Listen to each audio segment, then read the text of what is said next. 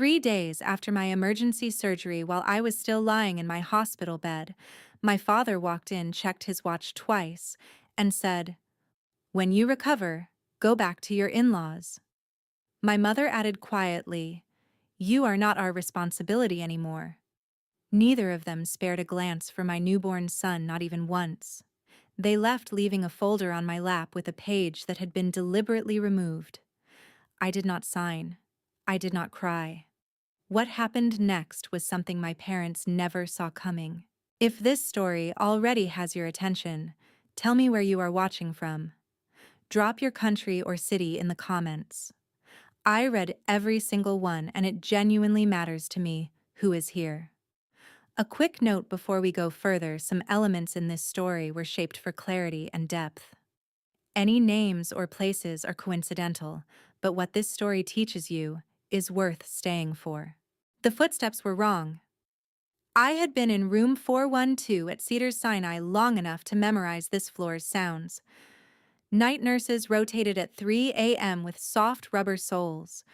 Residents made rounds at 6 with quick, purposeful strides. Visitors came with hesitant half steps, unsure they belonged. These footsteps were none of those things. Measured. Deliberate. The walk of a man who had already decided everything before he arrived. My name is Rita Calloway. I am 28 years old. 8 days ago, the car my husband Julian was driving went off Mulholland Drive, and he was the only one who did not survive. 5 days after that, my body gave out.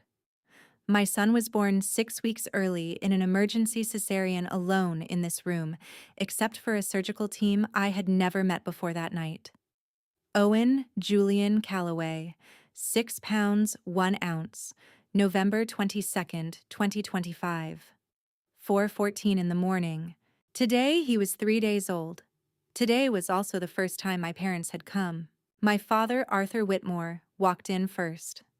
63 years old, silver-haired, pressed white shirt under a charcoal blazer, dressed for a boardroom, not a maternity ward. He had spent 22 years in Los Angeles real estate, and it showed in the way he entered a room, scanning it quickly, clinically, the way he assessed a property. The bassinet by the window. The IV pole beside my bed. The untouched food tray on the side table. The discharge paperwork on the counter I had not been able to bring myself to read. He did not look at Owen. Not once. My mother, Eleanor Whitmore, followed 2 steps behind him. Cream wool coat, pearl earrings, hair set in the smooth chignon she wore to every important occasion of my life. She was carrying a manila folder with color-coded tabs already fanned out from the edges, pre-marked, pre-organized. She walked directly to my bed and placed it on my lap. No congratulations. No, what is his name? No. How are you feeling? Just the folder dropped with the flat efficiency of someone delivering an invoice. When are they discharging you? My father asked. Not how are you? Not, can I hold him? Just the discharge date. December 1st, maybe 2nd. I said. My blood pressure keeps dropping. They want to monitor. He checked his watch. Then checked it again 40 seconds later. My mother had stepped toward the window. She still had not looked at Owen. Her own grandson, 72 hours old, and she would not turn her head 3 feet to acknowledge him. We need to discuss what happens next, my father said. I felt my entire body go still.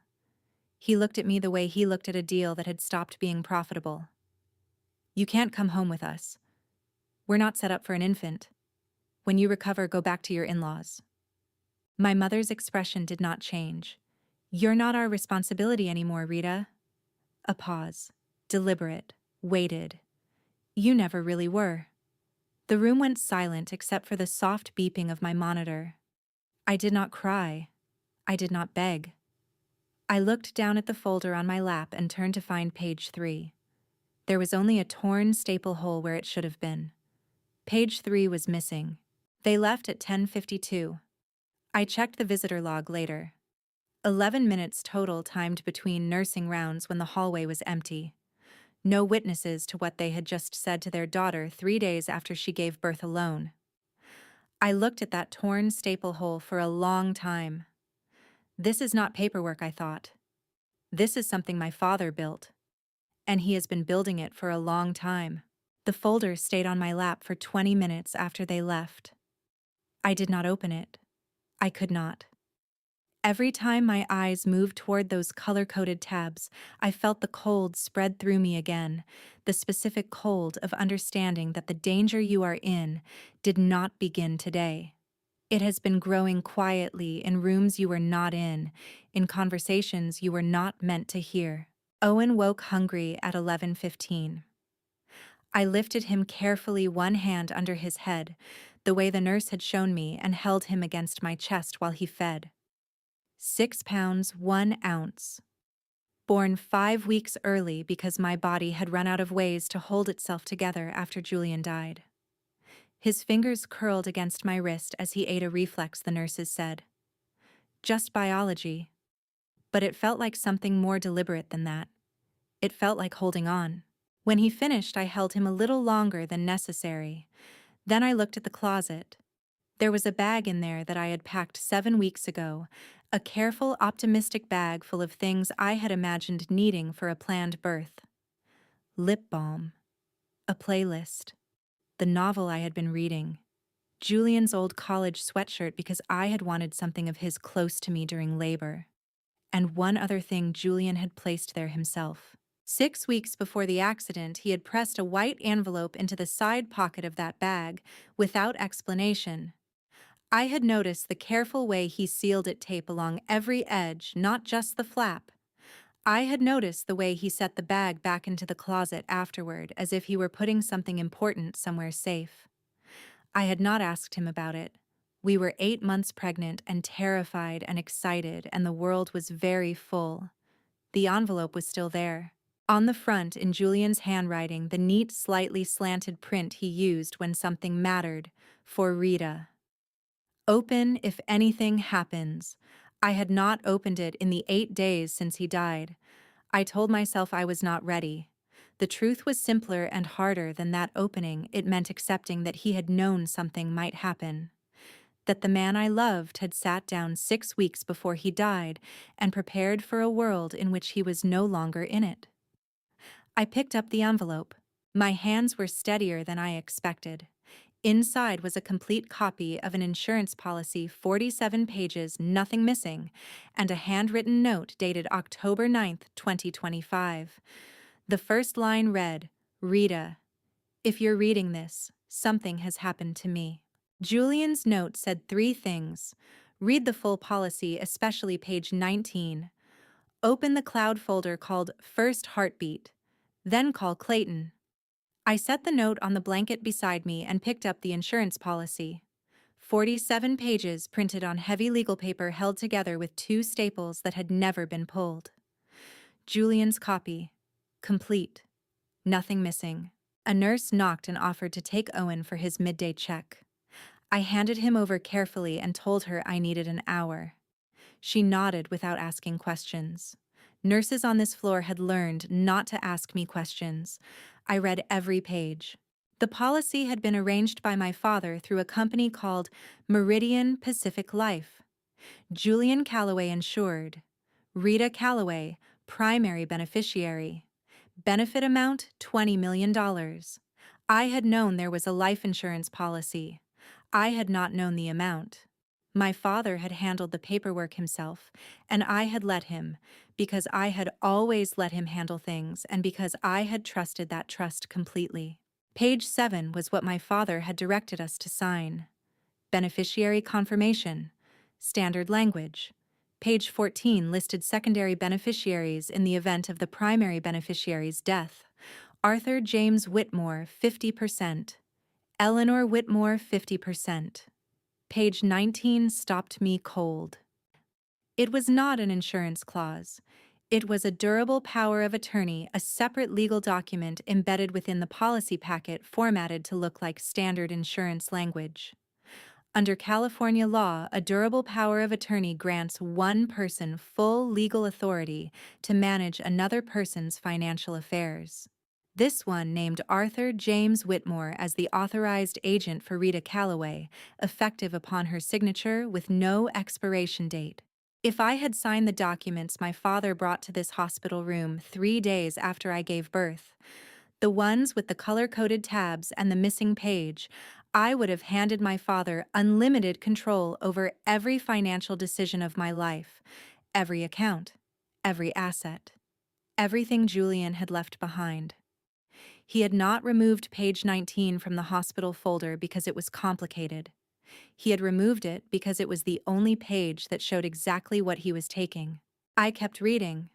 Attached at the back behind the main policy was a separate document labeled Schedule D Juvenile Rider, a secondary insurance policy on the life of Owen Julian Calloway, signed by Arthur James Whitmore as declared family representative, dated November 22nd, 2025, the day Owen was born, while I was still in surgery. Benefit amount $2 million.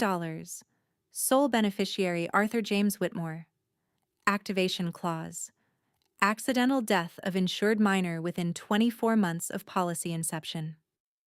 My father had come to this hospital the day my son was born, not to meet him, to insure him, to assign a dollar value to his life before I was conscious enough to hold him. I set the policy down on the blanket. Owen was somewhere down the hall being weighed and measured by people who had no idea what I had just read. He planned for all of us, I thought, every single one of us. Task 1.4. Julian's note had given me 3 instructions. I had read the policy.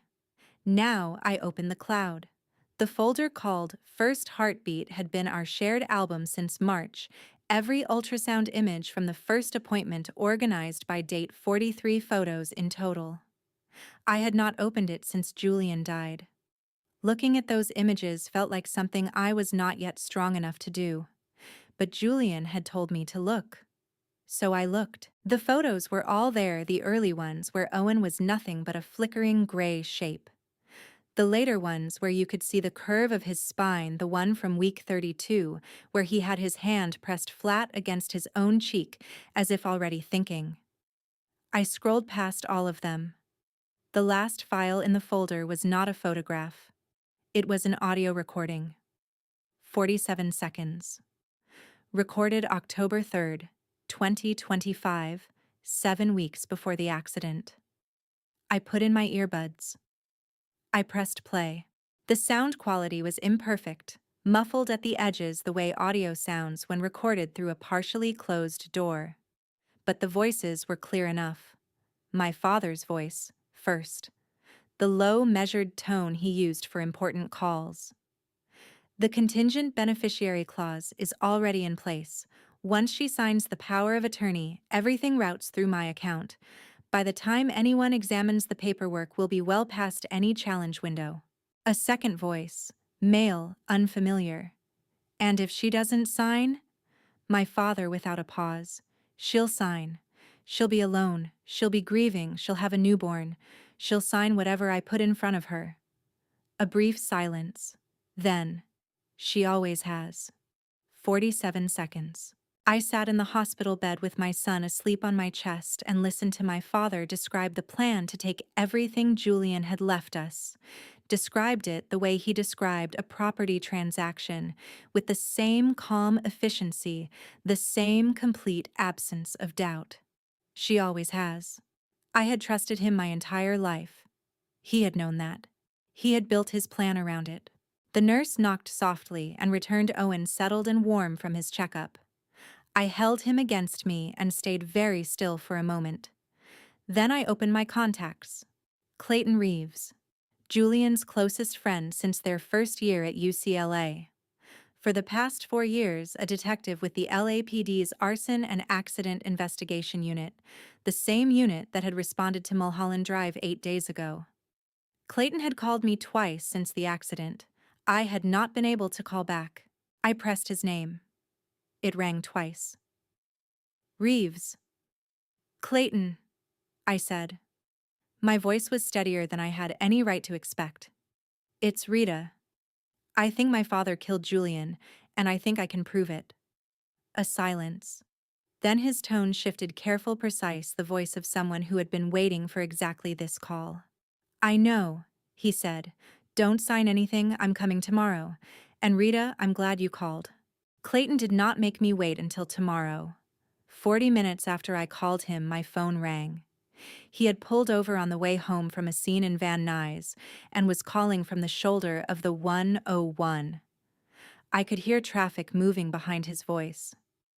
"I need to tell you what I found on November 17th, he said, the day of the accident.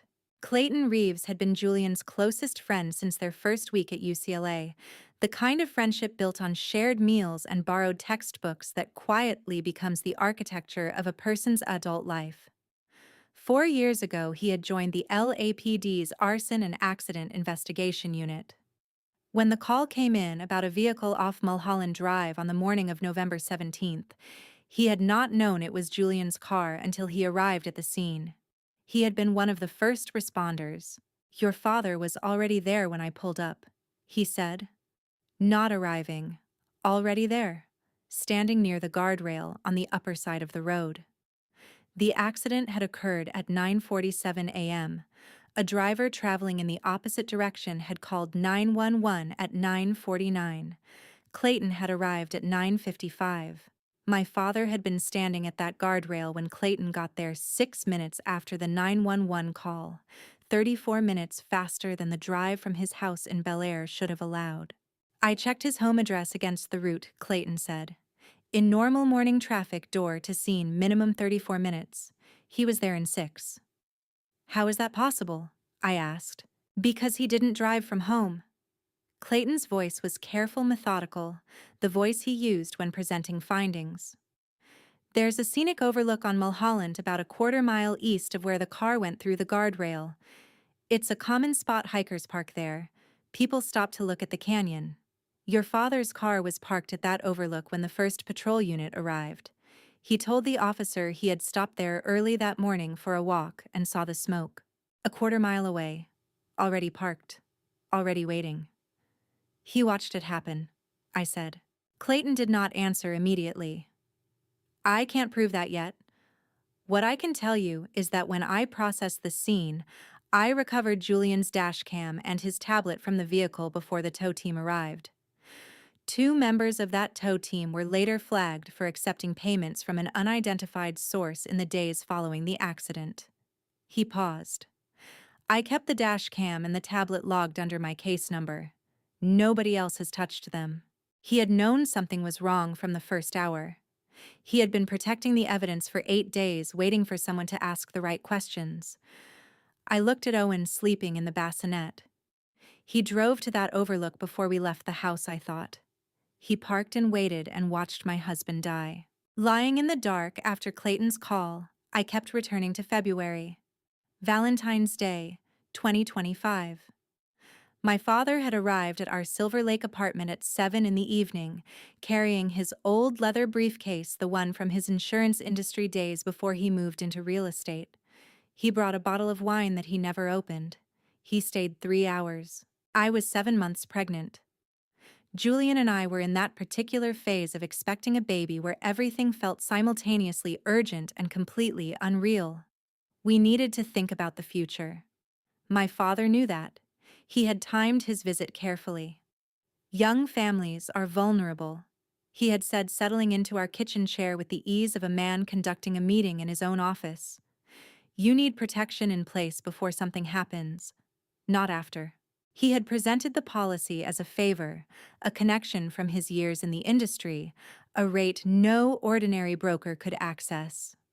$20 million in term life coverage for Julian, arranged through a company called Meridian Pacific Life. The annual premium was $18,000, which my father offered to cover for the first year as a baby gift. Julian had shifted beside me. $20 million seems high for our income level. My father had looked at him with the patient expression he reserved for people asking questions he considered beneath consideration. "Julian, you are about to become a father. Either you take that seriously, or you don't." It was a masterful thing to say. It made disagreement feel like irresponsibility. Julian had gone quiet beside me, and I had put my hand on his arm and mouthed, "It's okay," because I had always smoothed things over between them, always chosen peace, always trusted that my father's intentions were what he claimed them to be. My father spread the documents across our kitchen table. 104 pages with 4 colored tabs marking the signature lines on pages 7, 14, 28, and 41. While Julian leaned forward to read the first page, my mother asked whether we had considered a yellow nursery or something more neutral, and held up her phone to show us paint swatches, and somehow the documents remained unread. My father placed his hand flat over the center of the packet while Julian signed page 7. A natural gesture. A man steadying papers on a table. I had not thought anything of it. Julian signed. I signed. My father gathered everything into the briefcase with smooth efficiency. "I'll file these myself. One less thing to worry about." As my father stood to leave, Julian watched the briefcase the way you watch something you cannot quite name, not suspicion exactly, but the particular attentiveness of a person who knows a feeling has no proof yet. I had not understood that look until now. The second page of Julian's note described what happened on October 3rd. His handwriting was careful throughout, the same neat, slightly slanted print he used when something mattered, but I could tell where his hand had steadied itself before continuing. There were 2 places where the pen had pressed harder into the paper than the rest. October 3rd was one of them. We had gone to my parents' house in Bel Air for Sunday dinner. Earlier that week, Arthur had offered to have the car serviced as a favor and oil change. He said nothing more. Julian had handed over the keys without question, and the car had been at the garage in Burbank that same afternoon while we sat at the dinner table. Julian's note said he had excused himself to find the bathroom and walked past my father's study on the way back. The door was not fully closed. He heard my father's voice, the low, controlled register of an important call, and stopped. He had not intended to listen, but the words my father was saying were specific enough that he could not make himself walk away. "The contingent beneficiary structure is already in place," my father had said. "The power of attorney document is embedded in the policy packet. She won't read it separately, she'll assume it's standard insurance language. Once she signs, full financial authority transfers to me. No court involvement, no oversight, no challenge period that matters." Julian had stood in that hallway for 47 seconds. He had eased his phone from his pocket and held it near the gap in the door. He recorded what he could. Then he walked back to the dining room, sat down across from my father, and spent the next 2 hours passing bread and asking about property values, and laughing at the right moments. His note said, "I didn't know what to do with what I heard. I needed more before I could go to anyone. And I was terrified that if your father realized, I knew he would move faster. I thought I had time to be careful. I'm sorry I didn't tell you. I was trying to protect you and the baby from the fear of it until I had something solid enough to act on. I should have told you anyway. I'm sorry." I read that paragraph 3 times. He had sat across from my father at that dinner table, knowing what he knew, protecting me from the weight of it. And my father had poured him a glass of wine and asked about his current design projects and smiled the smile of a man with nothing to hide. Julian had uploaded the recording to the First Heartbeat folder that same night, buried beneath 43 ultrasound images, where only I would think to look. 7 weeks later, he was gone. And the recording was still there, exactly where he had left it, waiting for me to be ready. They arrived together at 9 the next morning. Clayton came in first, still in his work jacket, LAPD arson and accident investigation badge, visible on his belt. Behind him was a woman I had not seen in 14 months, Elaine Marsh, 37 years old, my closest friend from our years at USC, now a licensed private investigator based in Culver City. She had driven over the moment Clayton called her the previous night. Elaine set a folder on the bed beside me without a preamble. She had always worked that way: facts first, comfort after, in that order. "This arrived at my office 4 days ago," she said. "Sent through a courier service that accepts anonymous drop-offs. No return name, no contact information. Inside the folder was a single photograph printed on standard copy paper. It showed the underside of a vehicle, specifically the brake line assembly near the left front wheel. The cable had been severed. The cut was clean and angular, slicing through the line at a precise diagonal. A 45-degree cut, Clayton said, leaning forward. Brake cables fail naturally from the inside out. The internal strands fray and separate gradually over months or years, and the exterior looks worn and ragged. This cut goes through the entire cable in one clean motion. That only happens one way. Someone cut it deliberately, I said, with a tool designed for that purpose. And they knew exactly where to cut close enough to the wheel assembly that the fluid loss would be gradual at low speeds, but catastrophic under heavy braking. Julian would have had normal brake function driving through the neighborhood. It was only at the moment he needed full braking force on a downhill stretch that the system would fail completely. I looked at the photograph. Julian had pressed those brakes 15 times in 4 seconds. He had felt nothing. Elaine opened a second page, a printout of an anonymous email sent to her office address from a temporary account that had since been deleted. The message was 4 sentences. I was the one who cut the line. I did not know there was a pregnant woman in that car. I did not know about the baby. I cannot keep this to myself anymore. We traced the courier drop-off to a garage in Burbank, Elaine said. Arthur Whitmore has used that garage for vehicle maintenance for 11 years. We believe the sender is an employee there. I thought about a man who had spent days unable to sleep, who had cut a brake line for money and then learned there had been a baby in that car 5 weeks from being born. He didn't know about Owen, I said. No, Elaine said quietly. He didn't. Clayton set his laptop on the rolling tray table beside my bed and opened a program I recognized, the kind of data visualization software used in accident reconstruction. He had been building this file since November 17th. Julian's Apple Watch automatically synced health data to your shared iCloud account, he said. It continued syncing after the accident because the watch survived. It was on his wrist, and his wrist was not near the primary impact zone. The data is complete up to the moment of his death. He pulled up a graph. The horizontal axis showed time. The vertical axis showed heart rate. At 9:41 a.m., Julian's heart rate was 74 beats per minute. Relaxed. Normal for a Saturday morning drive. At 9:44, it began climbing.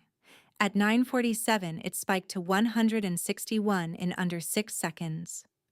The accelerometer data is here, Clayton said, switching to a second graph. This measures physical force and movement. At 9:47, there are 15 distinct brake pedal inputs in a 4-second window. Maximum pressure each time. The vehicle's speed did not decrease. 15 times. 4 seconds. Nothing. He knew immediately. I said, yes. The response time between the first brake input and the steering correction is consistent with a driver who recognized brake failure and made a deliberate decision about what to do next. Clayton pointed to a sharp lateral movement on the graph. This is the steering correction. It happens after the 12th brake attempt, after he had already understood that the brakes were not going to respond. The wheel turns left. Hard.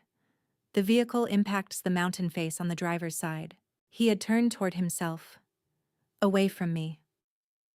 Elaine placed a printed receipt on the bed beside the laptop. This was purchased on a secondary American Express card registered to Arthur Whitmore, account ending in 4471. Ordered online November 14th, 3 days before the accident. The receipt showed a single item OBD2 diagnostic bypass module, 1 unit, $93. An OBD2 port is a standardized diagnostic socket found in every vehicle manufactured after 1996. Clayton explained. It's typically used by mechanics to read engine data. A bypass module plugged into that port can intercept the vehicle's internal communication system and suppress warning signals from appearing on the dashboard display. In this case, it would have prevented any brake pressure warning light from alerting Julian that his brake line was losing fluid. He paused. The brake line cut was what failed the brakes. The OBD2 device was what made sure Julian had no warning that they were failing. Two separate mechanisms. One designed to cause the failure. One designed to make sure he never saw it coming. I looked at the graph. 15 inputs, 4 seconds. He fought for us until the very last moment, I thought. And then he made his choice. After Clayton and Elaine left, I lay in the quiet of the room and let myself go back to the morning of November 17th. My mother had arrived at our Silver Lake apartment at 7:15 a.m., unannounced, which was not unusual for her. She had brought breakfast a paper bag from the bakery near her Bel Air house, 2 containers of coffee and a small jar of the honey Julian liked in his.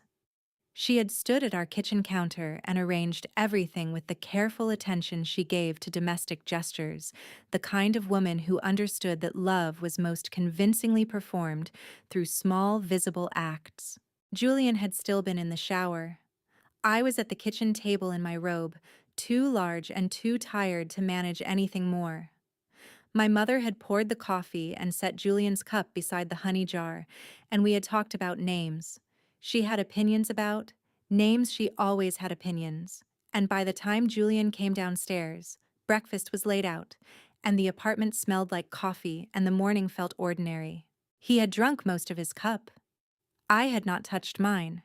I had given up caffeine at 12 weeks, and the smell of coffee still made me vaguely nauseated. My mother had known that. She had brought me herbal tea in a separate container already prepared. At the time, I had thought it was considerate. My mother had stayed 40 minutes. She had hugged me carefully around my stomach when she left, kissed Julian on the cheek, told us to drive safely to the prenatal appointment. She had walked to her car and driven away, and that was the last time I saw Julian alive outside of a hospital. Elaine had pulled the autopsy toxicology report 2 days ago, a standard component of any homicide investigation ordered by the medical examiner when the manner of death is reclassified from accidental to suspicious. The report documented zolpidem in Julian's bloodstream at a concentration consistent with ingestion, approximately 2 to 3 hours before the time of death. Zolpidem is a prescription sedative. At the concentration found in Julian's system, it would not have rendered him unconscious. It would have slowed his reaction time by 2 to 3 seconds, enough to be undetectable in ordinary circumstances, enough to matter enormously in 4 seconds on a mountain road with failed brakes. My mother had known Julian would be driving that morning. She knew the route. She had stood at my kitchen counter and measured honey into his coffee, and made sure he would not be fast enough to save himself when the moment came. She had kissed him on the cheek when she left. They thought they had committed the perfect crime, but they forgot one thing: I am an accountant, and numbers never lie. Before I reveal the cold, hard evidence I uncovered, please comment on the number 47, so I know you're still here with me on this journey for justice. Also, please note the following part includes some fictionalized elements for educational purposes. If you prefer not to continue, you may exit the video now. The hospital issued me a laptop on loan for discharge paperwork. I used it for something else. I had been an accountant before Julian hired me to manage his freelance finances. Numbers were the one language that never lied to me.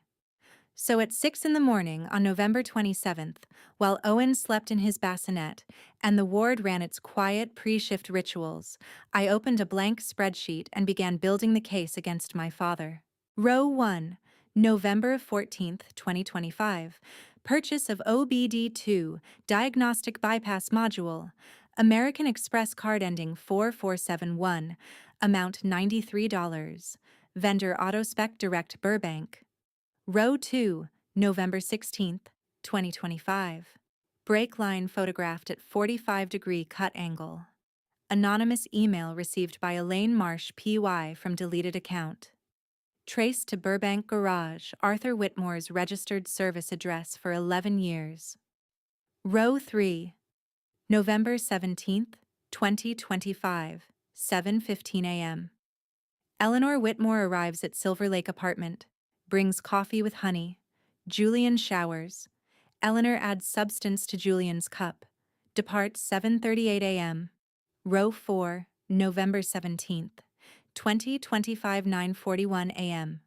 Julian's Apple Watch records heart rate 74 beats per minute. Normal. Row 5, November 17th, 2025 9:47 a.m. Heart rate 161 beats per minute. 15 maximum pressure brake inputs logged in 4 seconds.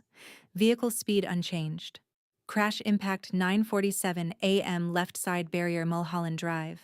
Row 6, November 17th, 2025 9:49 a.m. 911 call placed. Row 7, November 17th, 2025 9:55 a.m. Arthur Whitmore located at Mulholland, scenic overlook 1/4 mile east of crash site before first responders arrive. By row 19, I had mapped every gap. Each row I entered felt less like grief and more like architecture, building a structure my father could not dismantle because he had never imagined I would think this clearly 3 days after surgery. Elaine called at 8:14 a.m. I pulled Arthur's corporate filings, she said without preamble. He has 4 registered LLCs in California. 3 are standard real estate holding companies.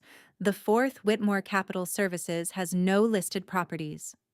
It's been transferring funds quarterly to a shell entity in Nevada since March 2019. Who controls the Nevada entity? I asked. That's what I'm working on. But Rita, one of the transfer amounts, lines up almost exactly with a payment made to a Burbank garage in September 2025. I looked at row 2 on my spreadsheet. Burbank Garage. Arthur Whitmore's registered service address.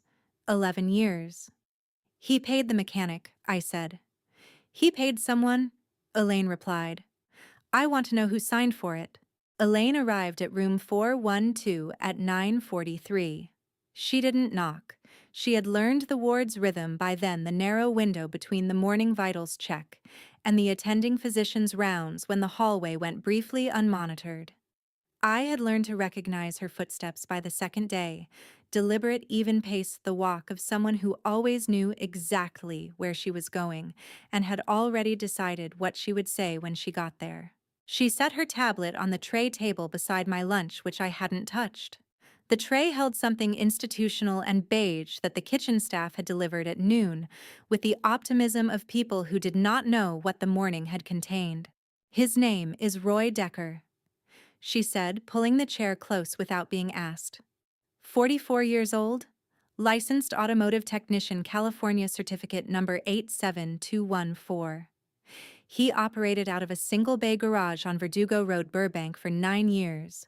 Arthur Whitmore's 4th LLC, Whitmore Capital Services, paid Roy's garage a total of 4 payments between September 2023 and September 2025. The last payment was $14,000, transferred September 28, 2025. I wrote Roy Decker into row 20 of my spreadsheet. Then I wrote the date and the amount. $14,000. Not a large number in the context of the scheme my father had built, not compared to the $4.7 million he had embezzled, or the $20 million he intended to claim. $14,000 was what it had cost to arrange the death of my husband. The arithmetic of it sat in my chest like something I could not metabolize. Did he know what it was for? I asked. Elaine pressed play on her tablet. The video was recorded on a phone, handheld, slightly shaking, the kind of shaking that comes not from physical instability, but from the particular tension of a person who has decided to do something difficult and is holding themselves to it by will alone. Roy Decker sat at a workbench. Behind him were tool racks and a pegboard hung with wrenches in graduated sizes, each one in its designated place, with the orderliness of someone who spent long hours alone in a small space and had organized it accordingly. A shop light above him cast the scene in a flat, unsparing white. He was broad-shouldered, with the kind of build that comes from years of physical work rather than deliberate effort. dark circles under his eyes, the look of a man who hadn't slept in more than a week, not the sleeplessness of insomnia, but of something specific keeping him awake, a particular weight that followed him into the dark and was still there when the light came back. I worked on the car October 3rd, he said. His voice was steady but effortful, the way a voice gets when a person has been rehearsing what they intend to say and is now simply delivering it before they can reconsider. A 2022 Subaru Outback Silver. The job order said brake service and diagnostic check. Whitmore gave me the work order himself, Arthur Whitmore. I have done work for him before. He paid cash and on time, and I did not ask questions. He stopped, looked at something off camera for a moment, not avoiding the lens, just collecting himself. Roy exhaled. I made the cut. Single line. Left rear. 45 degrees clean so it wouldn't fail at low speed. Only under hard braking on a descent. He paused. There was someone else in the garage that night. I'd never seen him before. He came in with Whitmore, stood by the door, said nothing the entire time except one sentence when I finished. Elaine paused the video. One sentence, she said. I looked up from the spreadsheet. The room was very quiet. Owen had fallen asleep during Elaine's arrival and was breathing in the small, even rhythm I had already learned to track, without consciously listening for it, the background frequency of everything that mattered. He said, "Make sure it holds until the mountain." I looked back at the tablet screen. Roy's face was still in the frame, frozen mid-exhale, his hands flat on the workbench, as though steadying himself against the weight of what he had just said. His expression was not the expression of someone seeking absolution. It was the expression of someone delivering a fact they could no longer justify withholding. A second person, someone who knew the route, someone who knew Julian drove Mulholland on Monday mornings because the traffic thinned by 9, and the light came through the canyon at an angle that was good for the photographs he kept on his phone, the ones he never posted anywhere, that he took only for himself, small private records of ordinary mornings that he had believed would keep accumulating indefinitely. Someone had known that, not from a map or a traffic report, from watching. Someone who had been watching long before October 3rd. I added nothing to the spreadsheet yet. Some information needs a moment before it becomes a row. Clayton arrived at 11:20 with a printed file under his arm and the look of someone who had not stopped moving since the previous night. He pulled the chair from the corner, set it beside the tray table, and laid the file open without introduction. "Fast Track Toll Records," he said. "Verdugo Road, October 3rd, 2025, 8:41 p.m. A 2021 black Mercedes GLE license plate, 8LKR 944, past the Verdugo and Glen Oaks intersection heading south." That intersection is 400 meters north of Roy Decker's garage. He turned one page. The plate is registered to Victor Hale, 51 years old. Commercial property developer, offices in Century City. He and Arthur Whitmore co-developed 3 mixed-use projects between 2017 and 2022. The last project collapsed in arbitration. Arthur owed Hale's firm a settlement, $1.2 million, never paid. I added Victor Hale to row 21 of my spreadsheet. Then I wrote co-developer unpaid settlement, $1.2 million present at garage October 3rd, 2025. That gives Hale a motive, I said. Arthur couldn't pay him. He needed the insurance. It gets more specific than that, Clayton said. He turned 2 more pages and placed the sheet in front of me. It was a document I recognized, the secondary beneficiary amendment to Julian's $20 million life insurance policy. I had seen the structure before. On page 14 of the folder, my parents left Arthur Whitmore 50%, Eleanor Whitmore 50%. But this version had a third line. In the event that primary and secondary beneficiaries are unable or unwilling to receive payout, residual benefit transfers in full to Hale Whitmore Capital Partners, LLC. The amendment was dated October 14th, 2025, 3 weeks before Julian died. It bore 2 signatures, Arthur James Whitmore and Victor Hale. He wasn't just a witness at the garage, Elaine said quietly from the foot of the bed. He was a named recipient. He had financial standing in the outcome. I looked at the two signatures side by side. My father's handwriting was precise, architectural, the loops of a man who had signed many contracts. Hale's signature was heavier, pressed hard into the paper. Two men who needed money. One dead husband. A $20 million policy with a third line that no one was supposed to find. I thought about the voice on Roy's video. Make sure it holds until the mountain. It was not a request. It was a deadline set by someone with a financial stake in the answer. I wrote Row 22 Victor Hale co-beneficiary. Amendment signed October 14th, 2025, 3 weeks before Julian's death. Elaine opened her second folder after Clayton stepped out to take a call from his unit. She had been carrying it since she arrived that morning, waiting for the right moment, or perhaps waiting to see whether I could absorb one more layer before the afternoon wore through. She placed a single summary sheet on the tray table. It was dense with figures organized in 3 columns: date, amount, and notation.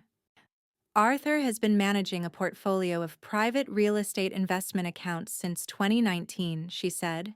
14 clients. Total funds under management approximately $9.3 million. Over the past 3 years, he has been drawing from those accounts small amounts, at first structured to stay below the threshold that triggers automatic audit flags. The withdrawals accelerated in 2024. I scanned the column of amounts. The numbers climbed steadily, a slow tide, becoming a wave. Total withdrawn without authorization, Elaine continued, is $4.7 million. I entered it into row 23. Arthur Whitmore embezzlement, Penal Code 503. $4.7 million withdrawn from 14 client accounts 2019 to 2025. The casino debt, I said. $800,000. Flagged by the Nevada Gaming Control Board in July 2025 as a high-frequency loss pattern from a single registered account. Arthur James Whitmore, date of birth, March 9, 1962. Elaine set a second page beside the first. He was losing faster than he was stealing, which is the kind of arithmetic that forces a decision. I understood the shape of it now.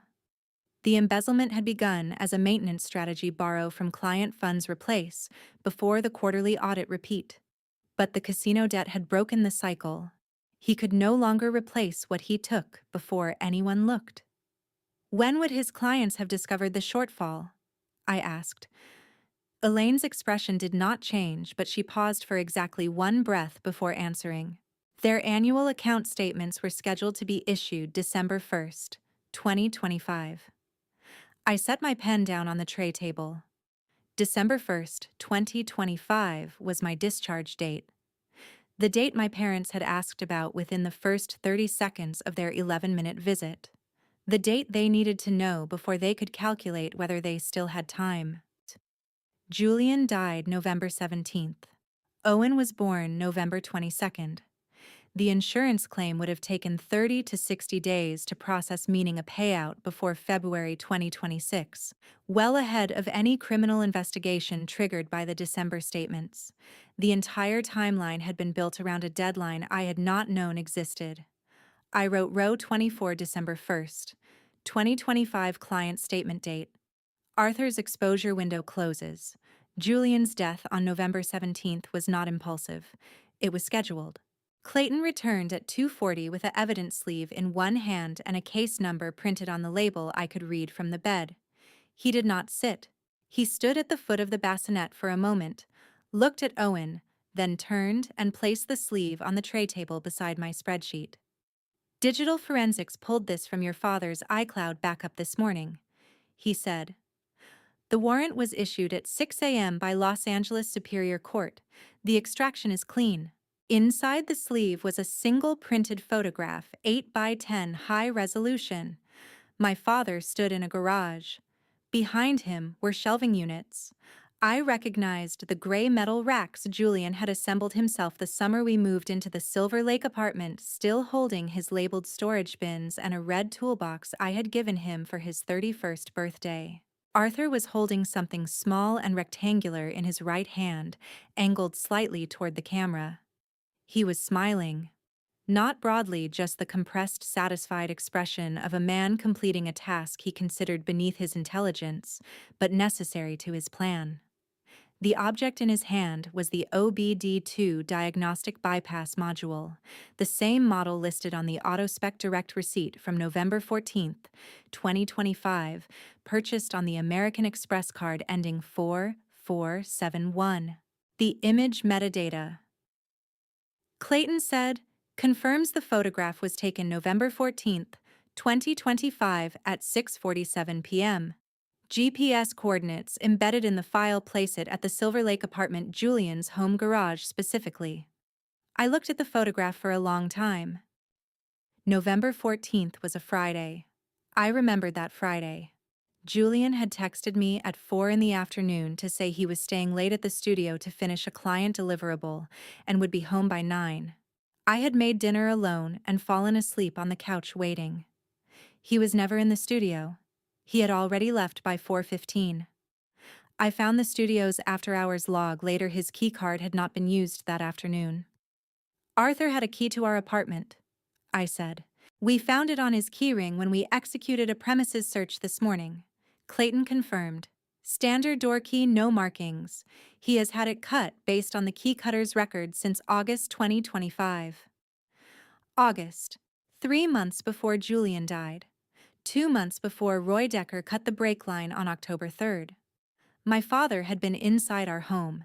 He had stood in our garage, held the device he intended to install in our car, and taken a photograph of himself doing it. I added row 25, November 14th, 2025, 6:47 p.m. Arthur photographed in Julian's garage holding OBD2 module. iCloud metadata confirmed. Key cut August 2025. Elaine had asked me 2 days earlier whether anyone else had been in the hallway during my parents' visit on November 25th. I had said I didn't know. I had been focused on the folder on Owen, on keeping my expression neutral while my father spoke.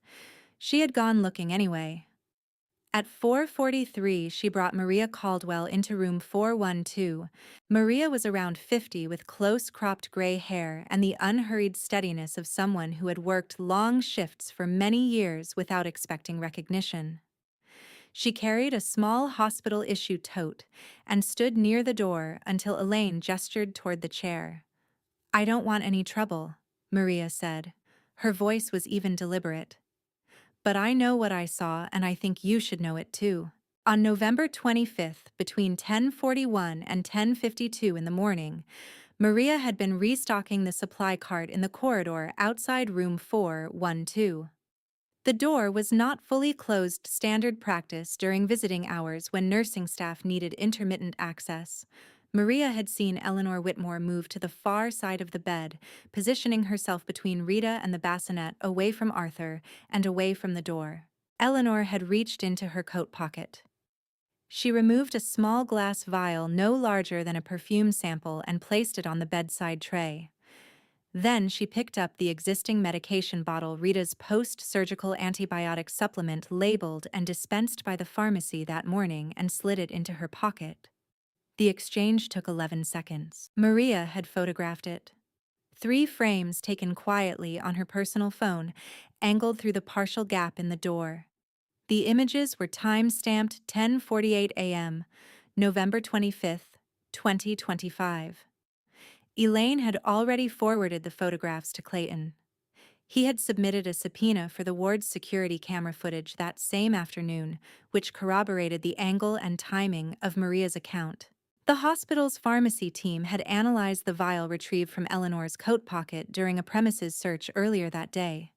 It did not contain Rita's prescribed antibiotic supplement.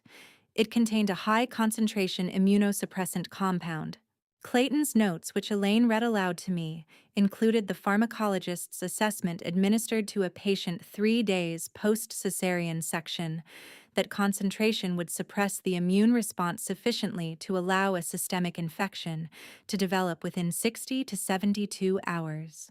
The presenting symptoms fever, elevated white cell count, organ stress would be indistinguishable from standard post-operative sepsis. It would not have looked like poisoning. It would have looked like my body failing on its own. I added row 26 to my spreadsheet, November 25th, 2025, 10:48 a.m. Eleanor swaps Rita's antibiotic with an immunosuppressant vial. Witnessed by Maria Caldwell. Photographed. Corroborated by security footage. Pharmacology confirms lethal potential within 72 hours. Elaine left at 6:50. She squeezed my hand at the door, not a gesture of comfort exactly, more the acknowledgement that what we had spent the day building was real and would hold. The ward settled into its evening rhythm. The dinner tray came and went untouched. A nurse checked Owen's vitals at 7:15, noted he was sleeping well, and dimmed the overhead light on her way out. I sat with the laptop and finished the spreadsheet. Row 27 through row 41 I built from memory and from the documents Clayton had left, the fast-track records, the corporate filings, the amended beneficiary page, the OBD2, receipt, the toxicology report. Each row was a fact. Each fact had a date, a source, and a notation of which other row it connected to. By 8 o'clock, I had 47 rows. I sat back and read the spreadsheet from the beginning the way I would read a client's financials before presenting findings, without judgment, only structure. What I saw was not a crime of opportunity. It was a project. Arthur had identified the problem, his embezzlement exposure, his casino debt, his unpaid settlement with Victor Hale by mid-2025 at the latest. He had begun the solution in August when he cut a key to our apartment. He had recruited Roy Decker in September, arranged the brake modification in October, and coordinated Eleanor's involvement by November. He had purchased the OBD2 module on November 14th, the same day he photographed himself in our garage. He had been in our home, in our car, in our life, moving through it with a patience I had mistaken for indifference. He had planned for Julian. He had planned for me. And then I reached row 9. November 22nd, 2025. Owen Julian Calloway, born April 14th, Cedars Sinai. Weight 6 pounds 1 ounce. Juvenile Rider Schedule D, signed by Arthur James Whitmore. Benefit $2 million. Condition: accidental death within 24 months of birth. Arthur had signed that document on the day Owen was born. Not the day before. Not the week before, the same day while I was in surgery, and Owen was in a warming unit and Julian had already been dead for 5 days. The juvenile rider was not a precaution. It was a clock. 24 months from November 22nd, 2025 was November 22nd, 2027. Arthur needed to collect before that date, and to collect Owen could not simply be unprotected. Owen had to be gone. My son was 3 days old. I closed the laptop and put my hand on the edge of Owen's bassinet, not quite touching him, just close enough to feel the warmth. 47 rows, 3 targets, 1 deadline. I had been the last one he expected to still be reading. Clayton was at the door at 7:12, before the morning vitals check, before the breakfast tray, before the ward had fully shaken off the night shift's quiet. He had a folder with him again. I was beginning to understand that Clayton's folders were not bureaucratic habits. Each one represented a decision about how much to tell me at once and in what order. He sat in the chair Elaine had used the day before and opened it without preamble. "Your father filed an emergency guardianship petition yesterday afternoon," he said. "Los Angeles Superior Court Probate Division.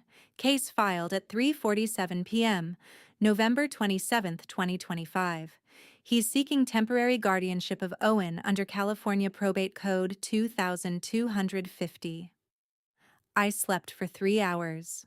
My incision site ached with the low, persistent pressure that the nursing staff called normal and that I had learned to work around. I kept my voice flat. On what grounds? He claims you are medically incapacitated and unable to provide adequate care for the infant. He submitted a one-page summary citing your surgical recovery, your blood pressure fluctuations, and your current inpatient status as evidence of incapacity. Clayton turned a page. The petition is facially valid. A hearing has been scheduled for December 3rd, 2025. December 3rd. 2 days after my planned discharge date. I had spent yesterday building 47 rows of evidence against my father. He had spent the same afternoon filing a court document that, if granted, would hand him physical custody of my son. He can do this, I asked. Any interested party can file under 2,250. Grandparents qualify.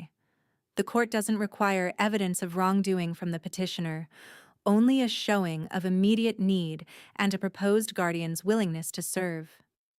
Clayton closed the folder. But you are the biological mother. You are legally competent, and your medical team can testify to your capacity. Your standing to contest this is strong. We need a declaration from your attending physician by December 1st. I looked at the folder. Who notarized the petition? Clayton looked at me steadily for a moment before answering the way he did when he was deciding whether I was ready for the next row. Victor Hale, he said, Notary Commission number 2287741, registered in Los Angeles County. Victor Hale, the man whose Mercedes passed Roy Decker's garage at 8:41 on the night the brake line was cut. The man whose name appeared on the secondary beneficiary amendment 3 weeks before Julian died. The man who had stood in that garage told Roy to make sure it held until the mountain. He had just signed his name to a court filing. I opened my laptop and added Row 48. Clayton left at 8:50 to coordinate with his unit on the search warrant returns. Before he reached the door, he said without turning around, "Someone will be here at 9:30. His name is David Harmon. He does family law and probate. He's good, and he already knows the outline." David Harmon arrived at 9:28. He was in his mid-50s, a compact man in a charcoal suit, with the careful, unhurried manner of someone who had spent decades reading documents that other people had written in bad faith. He introduced himself, briefly shook my hand, and asked if he could sit. He read the guardianship petition in full before speaking. 4 minutes, no interruptions, no expressions I could interpret. "The filing is technically valid," he said, setting it down. "Your father has standing as a grandparent, the court date is properly noticed, and the grounds maternal medical incapacity are facially sufficient to justify a hearing. None of that is unusual." He folded his hands. "What is unusual is the notary." I told him what Clayton had told me about Victor Hale. David Harmon wrote the name in his legal pad without visible reaction. "I'll need everything you have on Hale's connection to the insurance policy and the criminal investigation. If he is a named beneficiary in an amended insurance document tied to an active LAPD homicide case, and he is also the notarizing witness on this petition, we have grounds to move for Arthur's disqualification as petitioner under Probate Code 2250.6. He explained it plainly. California law allowed a court to deny or suspend a guardianship petition if the proposed guardian was under active criminal investigation for offenses against the ward's immediate family.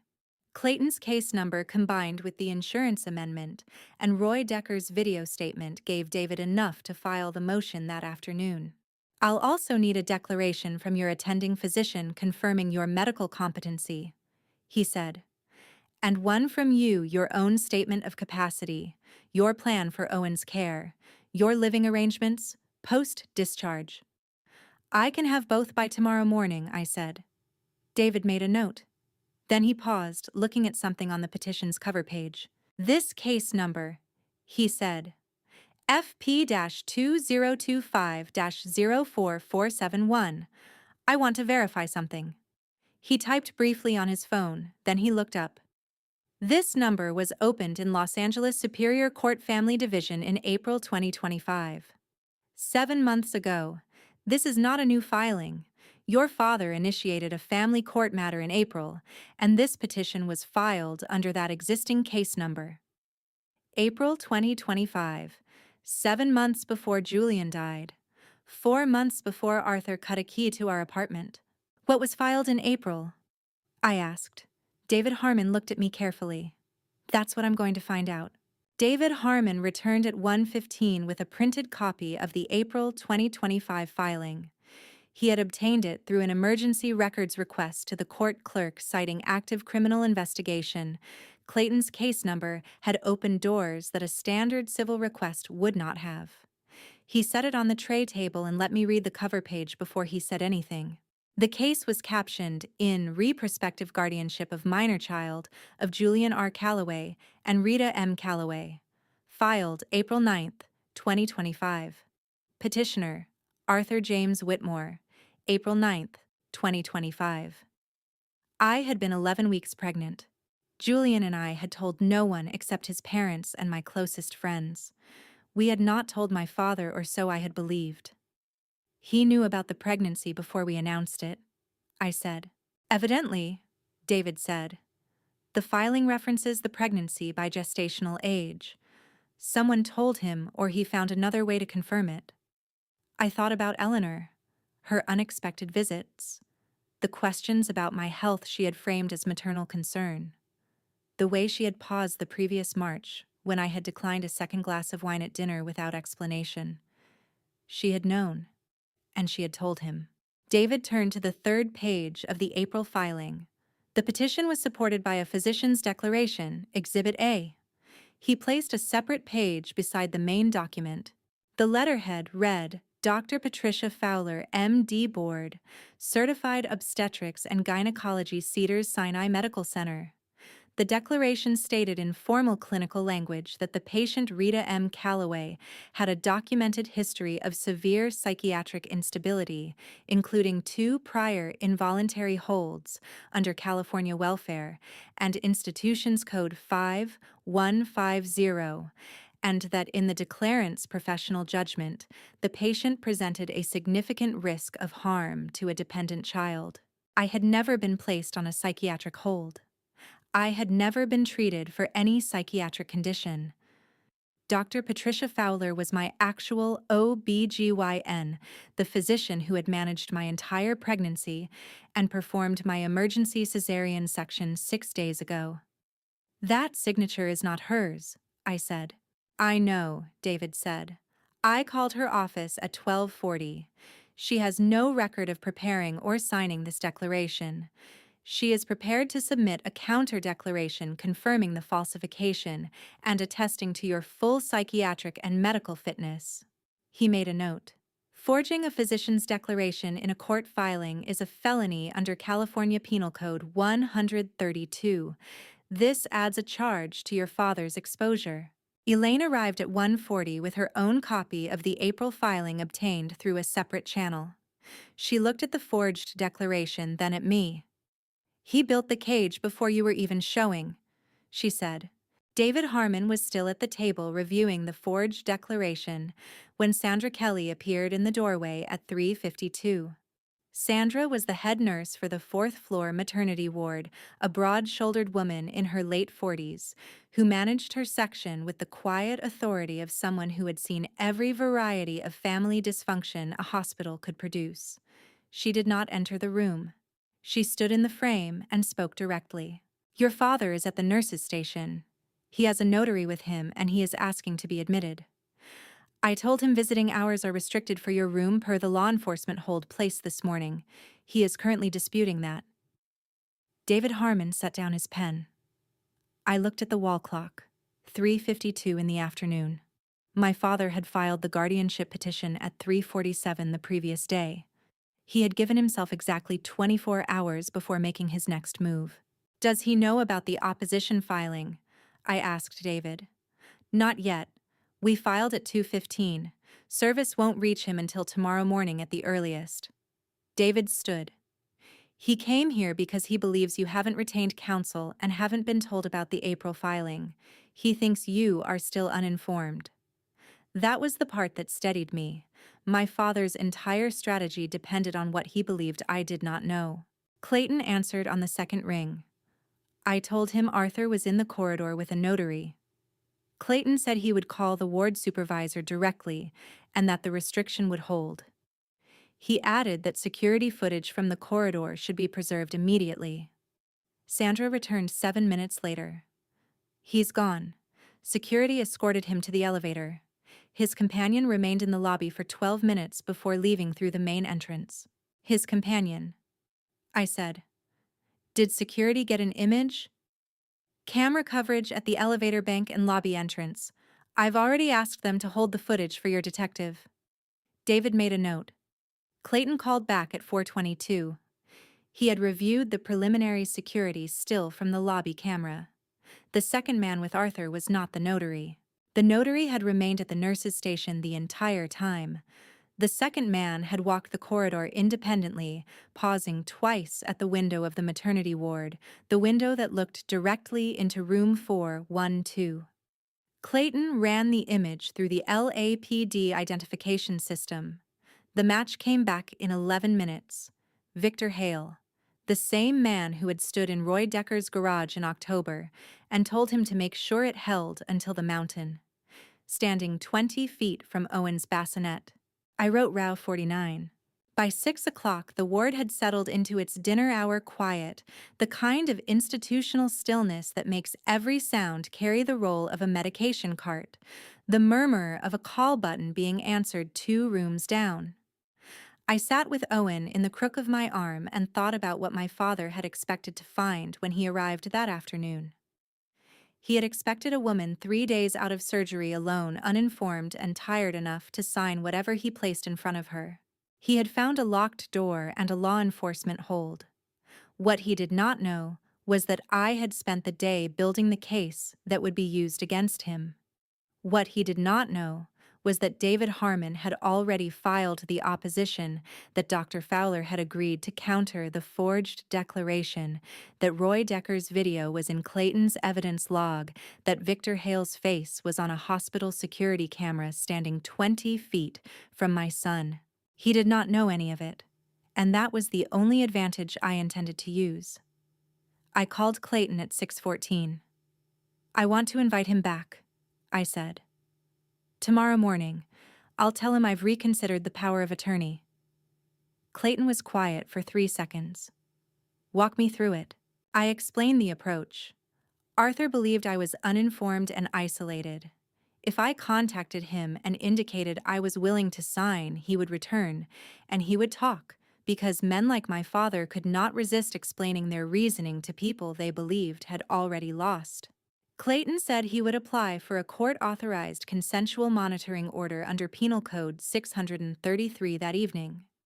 Given the active homicide case number, he expected approval within 2 hours. Elaine would be present in the room as a disclosed second party satisfying the consent framework. David Harmon reviewed the plan by phone and said the monitoring order route was the correct one for evidentiary purposes. I called my father at 7:41. He answered on the second ring, which told me he had been waiting. I kept my voice careful, not warm, not cold, the register of someone who had been thinking and had arrived at a practical conclusion. I told him I had looked at the folder again, that I understood the paperwork was something Julian would have wanted resolved, that I would like to talk in the morning in the family consultation room on the 4th floor before the nursing rounds. He agreed without hesitation. Then he said, "Is the baby still in the room with you? Or have they moved him to the nursery?" I looked at Owen's bassinet beside the window. "Still with me," I said. He knew where the bassinet was. The family consultation room on the 4th floor was used for difficult conversations, the kind that required a door that closed fully and chairs arranged without a desk between them. It held a round table, 4 chairs, a box of tissues no one ever seemed to restock, and a landscape print on the wall that had been chosen specifically to give the eye somewhere neutral to rest. Clayton's technician had been inside it at 5:45 that morning.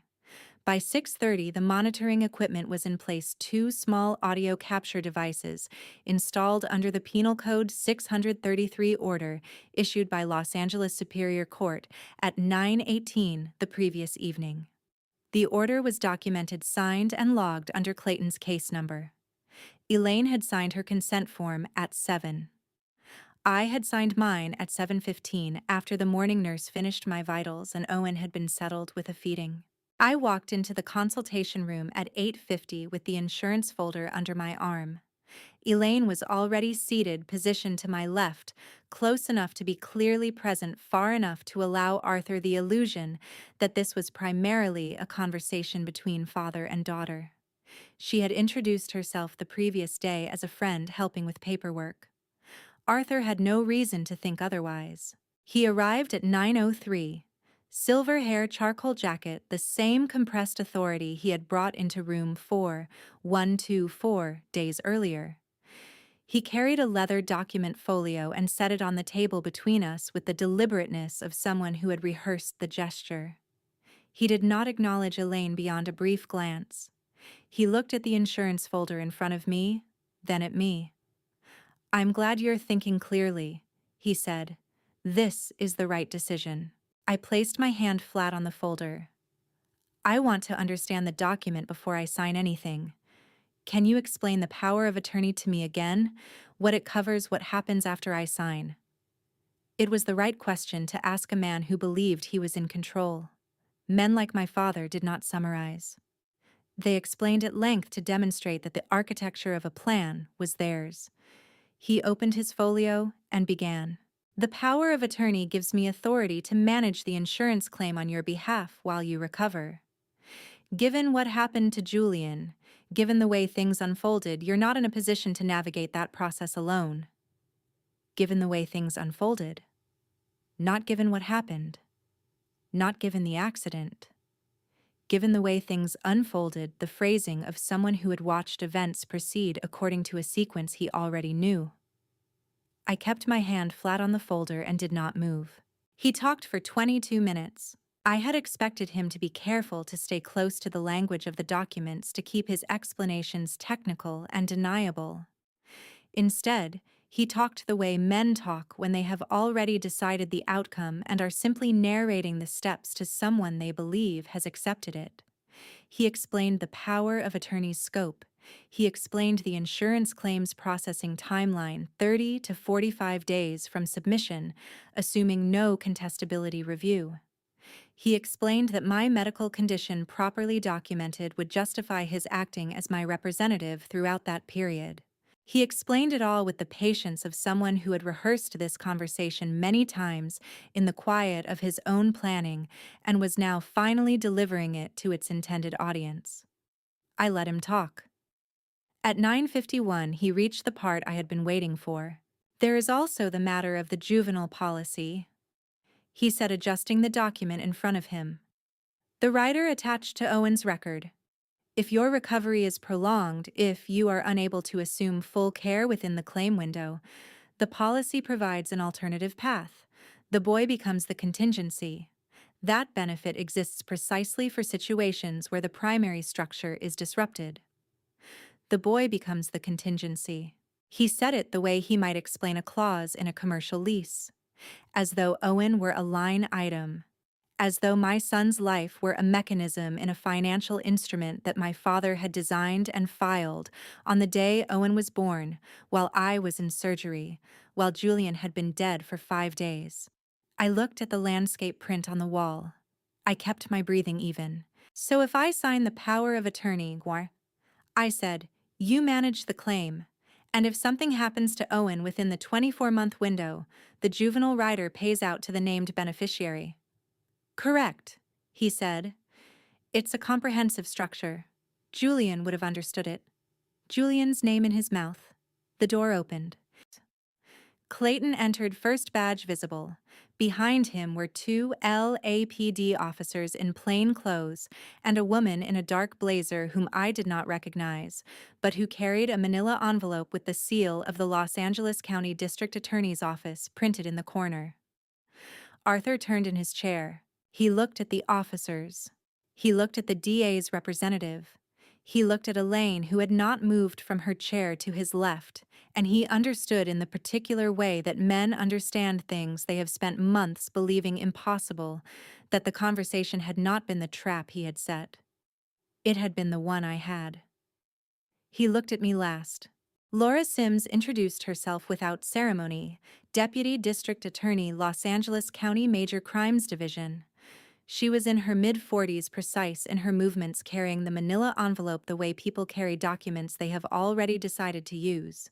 She placed it on the consultation room table and opened it while Clayton read Arthur his Miranda rights. Arthur did not speak during the reading. He sat very still, hands flat on the table, watching Clayton with the expression of a man recalculating a position he had believed was unassailable. When Clayton finished, Arthur said he wanted his attorney. Clayton noted the request, confirmed the time, 10:27 a.m., and signaled the two officers. Laura Sims read the charges into the room's recording. First-degree murder. California Penal Code 187. The premeditated killing of Julian Robert Calloway on November 17, 2025. Conspiracy to commit murder. Penal Code 182. Coordinated action with Eleanor Whitmore to administer a sedative compound to the victim prior to the fatal accident. Attempted murder of a minor. Penal Code 664 in conjunction with Penal Code 187. The establishment of a financial instrument the juvenile writer filed November 22, 2025, structured to incentivize the death of Owen Julian Calloway within a 24-month window, combined with Victor Hale's physical presence at the maternity ward the previous afternoon. A separate court order voided the juvenile rider, effective immediately pending final criminal judgment. Insurance fraud. California Insurance Code 1871.4. The submission of falsified beneficiary documentation and forged physician declarations to obtain a $20 million term life benefit and a $2 million juvenile rider payout. 4 charges. Read into a recording that was already running under the Penal Code 633 order, which meant Arthur's silence during the reading was itself part of the record. Elaine had told me the previous night that simultaneous arrests were standard in conspiracy cases. If co-conspirators were allowed to communicate after one arrest, evidence could be destroyed and stories coordinated. Clayton had arranged it that morning. At 10:31, while Arthur was being walked from the consultation room, 2 LAPD detectives entered Victor Hale's Century City office. Eleanor Whitmore was brought from the Bel Air residence to Parker Center for questioning as a material witness. I stood at the consultation room door as the officers moved Arthur into the corridor. He walked past the window that looked toward the maternity ward, the same window Victor Hale had used the previous afternoon to locate Owen's bassinet. Arthur slowed. 2 seconds, no more. He looked toward room 412 without turning his head fully, the way a person looks at something they are trying not to be seen looking at. Clayton's hand moved him forward. Arthur did not look back. Clayton called at 2:43.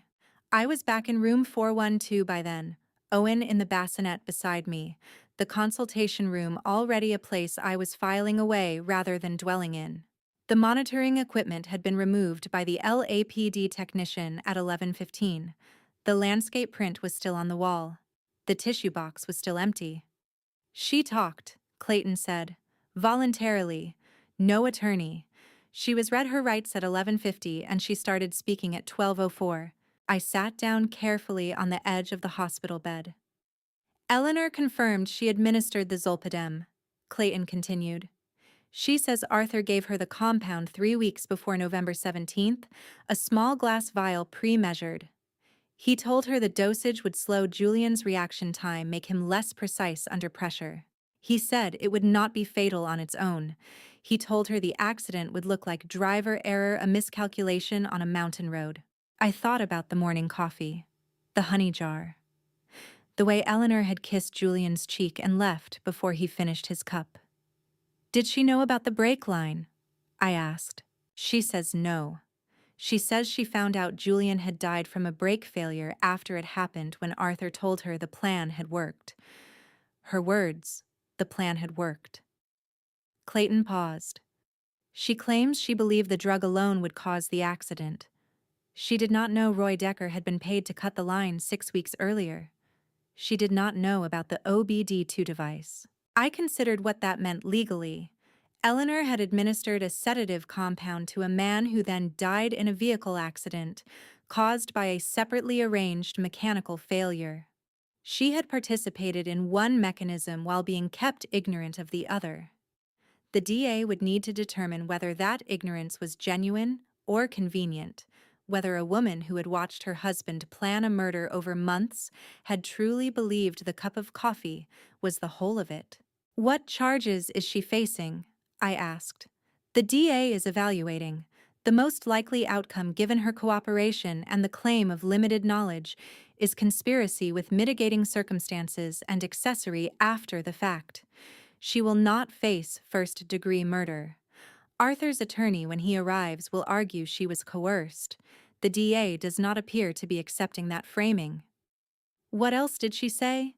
Clayton was quiet for 4 seconds, long enough that I counted them. "She said Arthur arranged a third mechanism, in case the brake failure and the zolpidem both failed. She doesn't know what it was. She says he kept it from her deliberately, she believes, because it was the part he was most careful about." I pressed the phone harder against my ear. She knows one thing," Clayton said. "Arthur called Victor Hale on the morning of November 17th before Julian left the apartment. The call lasted 4 minutes. Eleanor heard his voice through the wall of his study. She does not know what was said. 4 minutes. Julian had left the apartment at 9:15. The crash was at 9:47. Someone had made a call 32 minutes before my husband drove onto Mulholland Drive for the last time, and the man on the other end of that call had been standing outside my son's window 24 hours ago.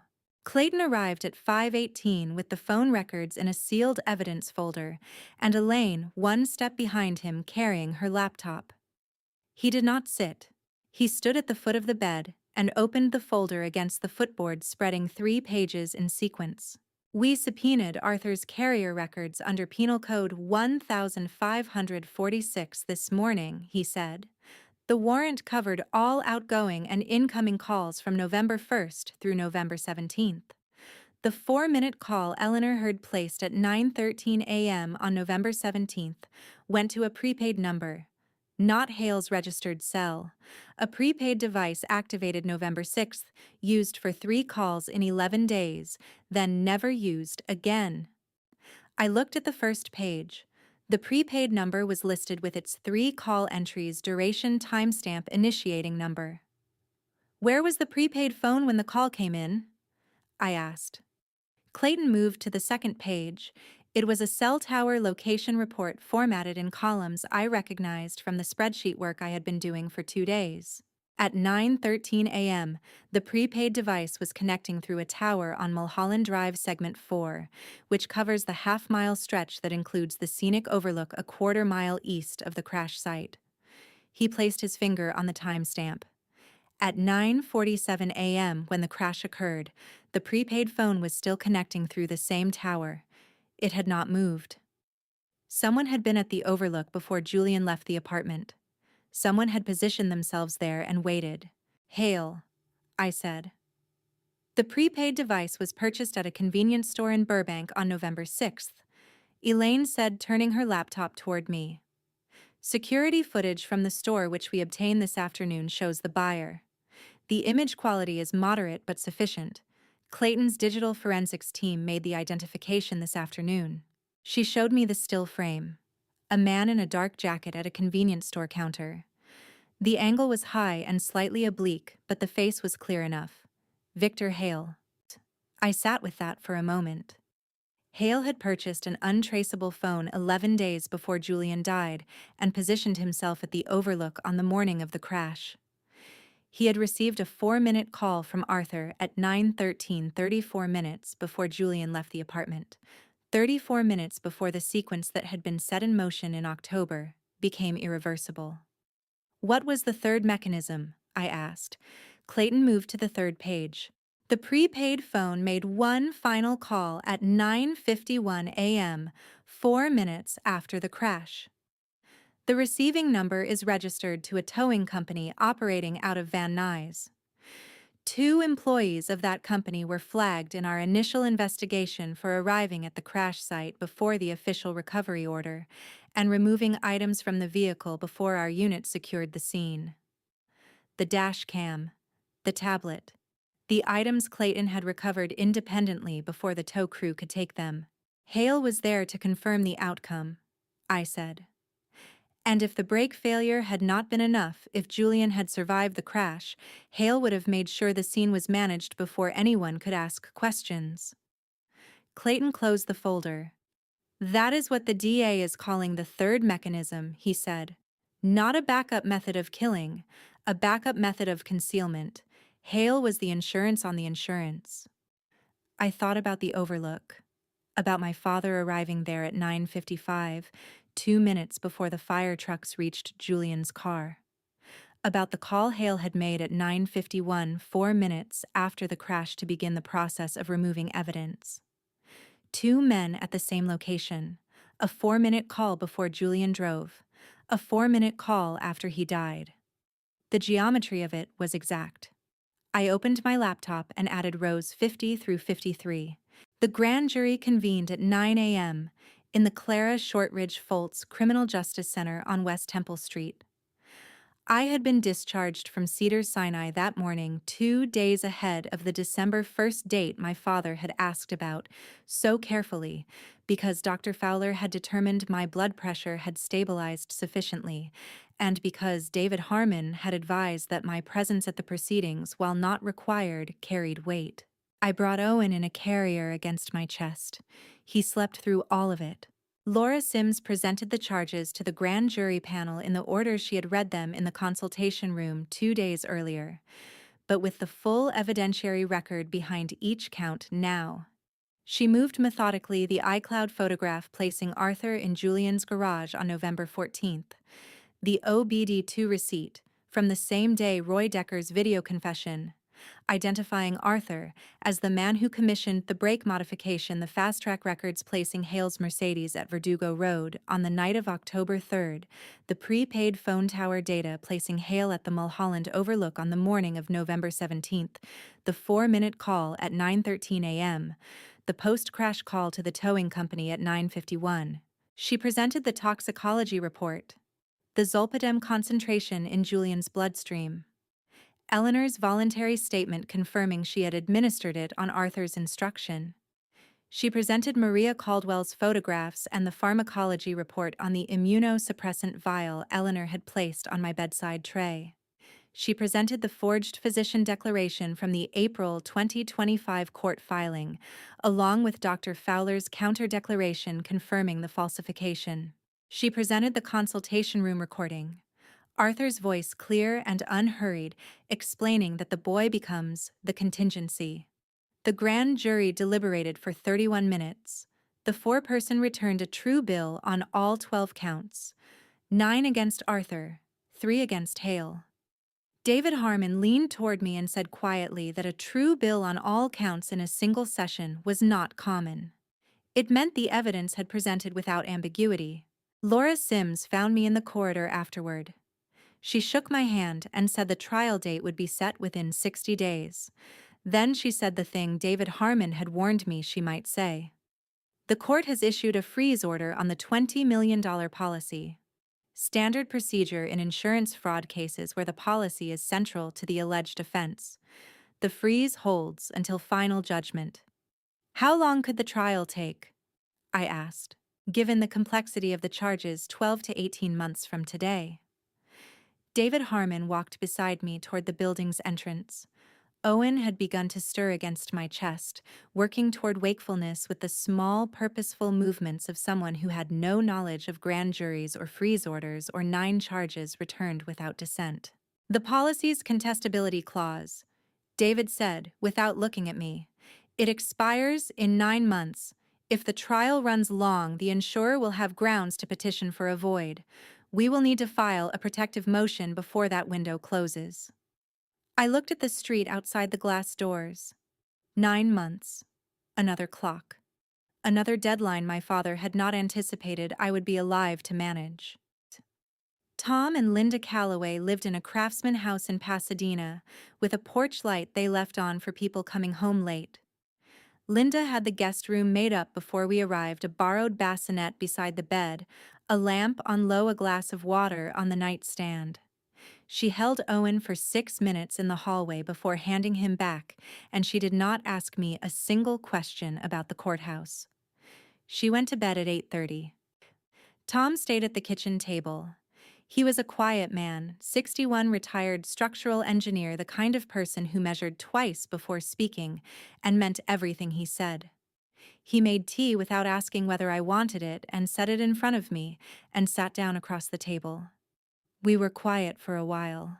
Owen slept in the carrier I had set on the chair beside me, his breathing the small, even rhythm I had already learned to listen for without thinking. Julian called me, Tom said. November 3rd. I wrapped both hands around the mug. He said he was worried about your father, that something had felt wrong for a few weeks, a conversation he had overheard, something about the insurance policy that didn't sit right. He said he had taken care of something, that he had put it somewhere safe. Tom looked at the table. He said if anything happened to him before the baby came, I should tell you to look for the heartbeat. The cloud folder, first heartbeat, created in March, 43 ultrasound photographs, 147-second audio file buried beneath them. Julian had told his father the name 2 weeks before he died. He had known not the specifics, not the brake line or the Zolpidem or Roy Decker's garage, but the shape of it. He had known that my father's interest in the policy was not protective. He had known that he might not be there when Owen arrived. And he had recorded what he needed to record, hidden it, where only I would think to look, and called his father with the one sentence that would reach me if everything else failed. Look for the heartbeat. I had found it because I had known Julian well enough to understand what he meant, not because I was careful or methodical, or because my accountant's instinct had led me to the right folder, because he had built the path for me, specifically knowing my mind, knowing what I would open first, knowing I would not stop looking. He was trying to protect us, I said. Tom nodded once. He said. He did. David Harmon called at 9:14. I was in Linda's kitchen, Owen in the bassinet. Tom had moved to the corner near the window, morning light, coming through the curtains in the particular flat way it does in Pasadena in late November. Linda had made coffee. I had not slept more than 2 hours at a stretch, but I was upright and the incision site had quieted to a manageable pressure. Roy Decker entered his plea this morning, David said. 1 count of conspiracy to commit vehicular homicide, 3 years probation, no incarceration, full cooperation, required testimony at trial, availability for depositions, no contact with Arthur Whitmore or Victor Hale or any associate of either. I set my coffee down. He agreed without negotiating, David continued.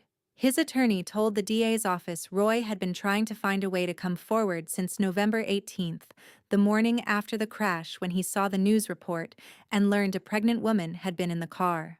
I thought about the anonymous email Elaine had traced to the Burbank garage, sent within days of Julian's death from a deleted account with 3 photographs of the brake line. Roy had not waited to be found. He had reached toward whatever consequence was coming, because the alternative, knowing what he knew and saying nothing while I sat in a hospital room with a newborn and a folder my father had tampered with, had become something he could not carry. His sworn statement supplements the video, David said. He identifies Arthur as the person who commissioned the modification and Hale as the person who gave the instruction about the mountain. But there is one detail he did not include in the original video. I waited. Arthur told Roy the name of the woman whose car he was working on. He said it directly, "Your name, Rita." Roy states in the sworn statement that Arthur used your name to make clear he understood the full scope of what he was arranging. Arthur wanted Roy to know a pregnant woman would be in that car. The kitchen was quiet except for Owen's breathing and the distant sound of a neighbor's lawn equipment 2 houses away. My father had told the mechanic my name.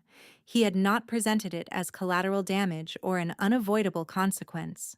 He had said it plainly as information Roy needed to have, because knowing the name of the woman in the car and proceeding anyway was the threshold Arthur needed Roy to cross alongside him. He had made Roy a witness to his own intention. I looked at Owen by the window. "Will Roy testify?" I asked. "He will," David said. "He already has." The guardianship hearing had been scheduled for December 3rd at 9 a.m. It did not take place. Arthur's arrest had rendered the petition void, and David Harmon had filed the formal withdrawal the previous week. The courtroom in the probate division had been given to another case. David arrived at Tom and Linda's house at 4:15 with a sealed envelope. "It came through the DA's office this morning," he said. "They reviewed it for evidentiary relevance. It doesn't affect the proceedings. Whether you read it is your decision." He set it on the kitchen table and left without further comment. The envelope was standard white letter-sized. My name was written on the front in my mother's handwriting, the careful, slightly backward slant she had used on birthday cards and school permission slips for as long as I could remember. The seal had been opened and retaped by the DA's office. A small sticker confirmed the review date and case number. I sat at the table for 11 minutes before I opened it. The letter was 3 pages handwritten on lined paper from what appeared to be a legal pad. Eleanor's penmanship was precise even now, no crossings out, no corrections, the handwriting of a woman who composed her thoughts before committing them to the page. She wrote that she was sorry. She wrote it plainly without ornamentation in the second sentence of the first page, and she did not return to it again because she seemed to understand that repeating it would make it smaller. She described what she had done: the coffee, the honey, the vial she had placed on my bedside tray. She described each act in the same plain language, taking no shelter in Arthur's instructions or her own stated ignorance of the break line. She wrote, "I did what I did. The reasons belong to me." She wrote about Arthur, about the quality of his certainty, the way he constructed a version of every situation that made resistance feel irrational. She wrote it as description, not excuse. Then the third page, the last paragraph. "He began planning this before you were married. The policy, the structure, the legal groundwork, it started when you and Julian became engaged. I knew what he was building. I watched him build it. I told myself it would not go as far as it did. I was wrong about that, and I knew I was wrong, and I said nothing. That is the part I cannot explain to you. I am not sure I can explain it to myself." I folded the letter along its original creases and put it back in the envelope. I did not burn it. I did not know yet what I would do with it. Owen was 3 weeks old when I opened a client file for the first time. It was a Tuesday in mid-December early morning, the house quiet in the way it only was between Owen's 4 a.m. feeding and the 7 o'clock light.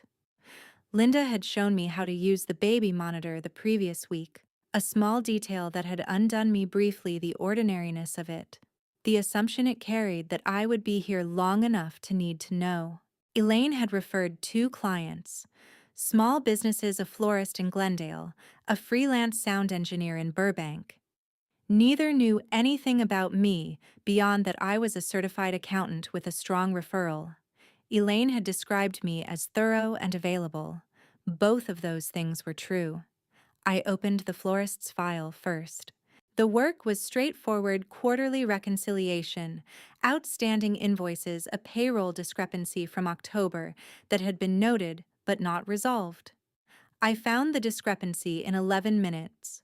It was a transposition error, the kind that looked intentional until you traced it back to a single data entry in August and realized it had simply propagated forward unchecked. I corrected it and moved to the next item. Numbers had always been the language that did not shift under pressure. People revised their accounts of events they forgot, they softened, they reconstructed. A figure either reconciled, or it did not. A transfer either had a corresponding entry, or it left a gap. The spreadsheet I had built in the hospital had worked because I had applied the same principle to my father's actions that I applied to any client's books. Find the gap trace, it backward determine when it was introduced and by whom. The florist's file took 90 minutes. I invoiced the agreed rate, sent it, and opened the sound engineer's folder. His corporate structure was straightforward: sole proprietorship, clean records. One unresolved question about an equipment lease he had signed in 2023. I resolved it in 20 minutes. Then I opened the supporting documents folder and paused. He had 4 associated entities listed as business references. 3 were standard equipment suppliers, a studio co-op, a licensing body.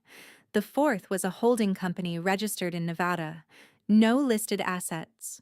Quarterly transfers from the California operating account. I looked at the structure for a long time without writing anything. It was not identical to Arthur's arrangement. The amounts were smaller, the timeline shorter. It was probably legitimate, a tax structure, a retirement vehicle, something an accountant had set up for straightforward reasons. I recognized the pattern anyway. I made a note to ask a clarifying question at our next call. David Harmon had told me I did not need to attend the arraignment. He said it plainly and without pressure that my presence carried no legal requirement, that Laura Sims would handle the proceeding, that I could wait for his call afterward and receive the same information in a phone summary. I went anyway. I left Owen with Linda at 7:45 and drove to downtown Los Angeles in the rental car I had been using since discharge.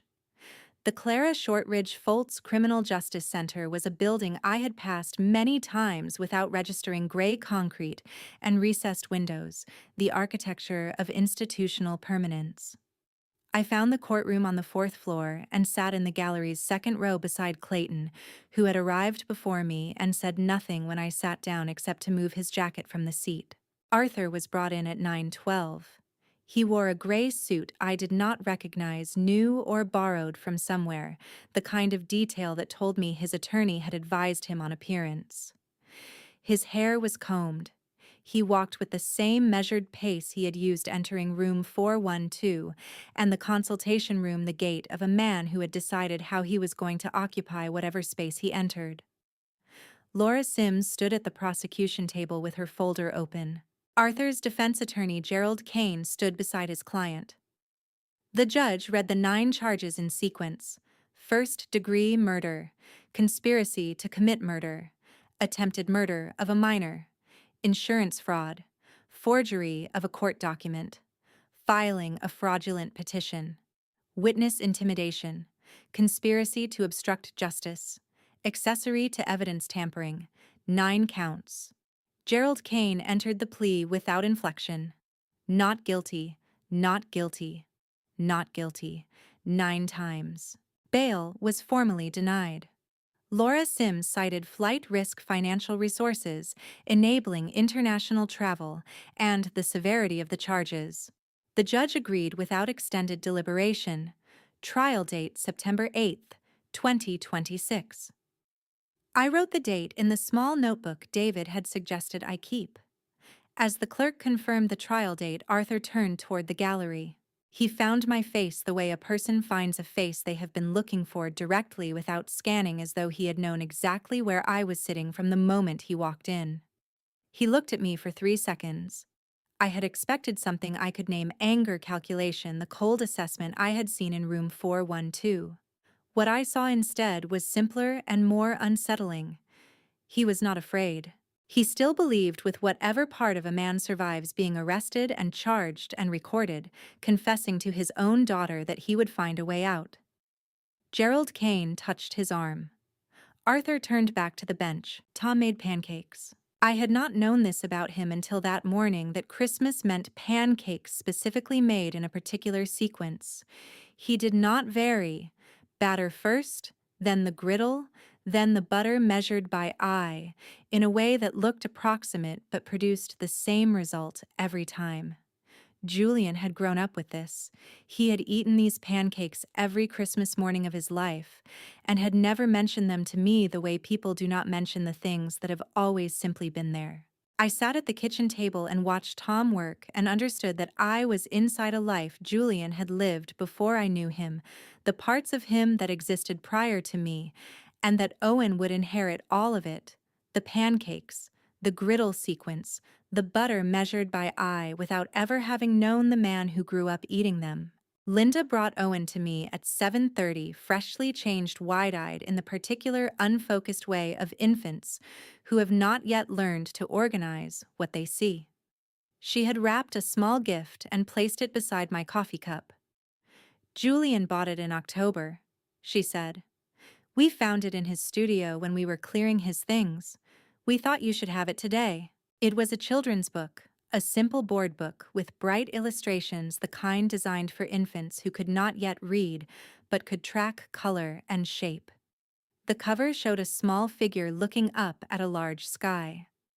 I opened it to the inside cover. Julian's handwriting. The same handwriting I had seen on the note in the maternity bag, the same deliberate print he used when he wanted something to last. "To whoever you turn out to be. I bought this before we knew your name, before we knew your face, before we knew anything about you except that you were coming, and that fact alone had already changed everything. I don't know what I'll be able to teach you, or how much time I'll have to do it, but I know your mother.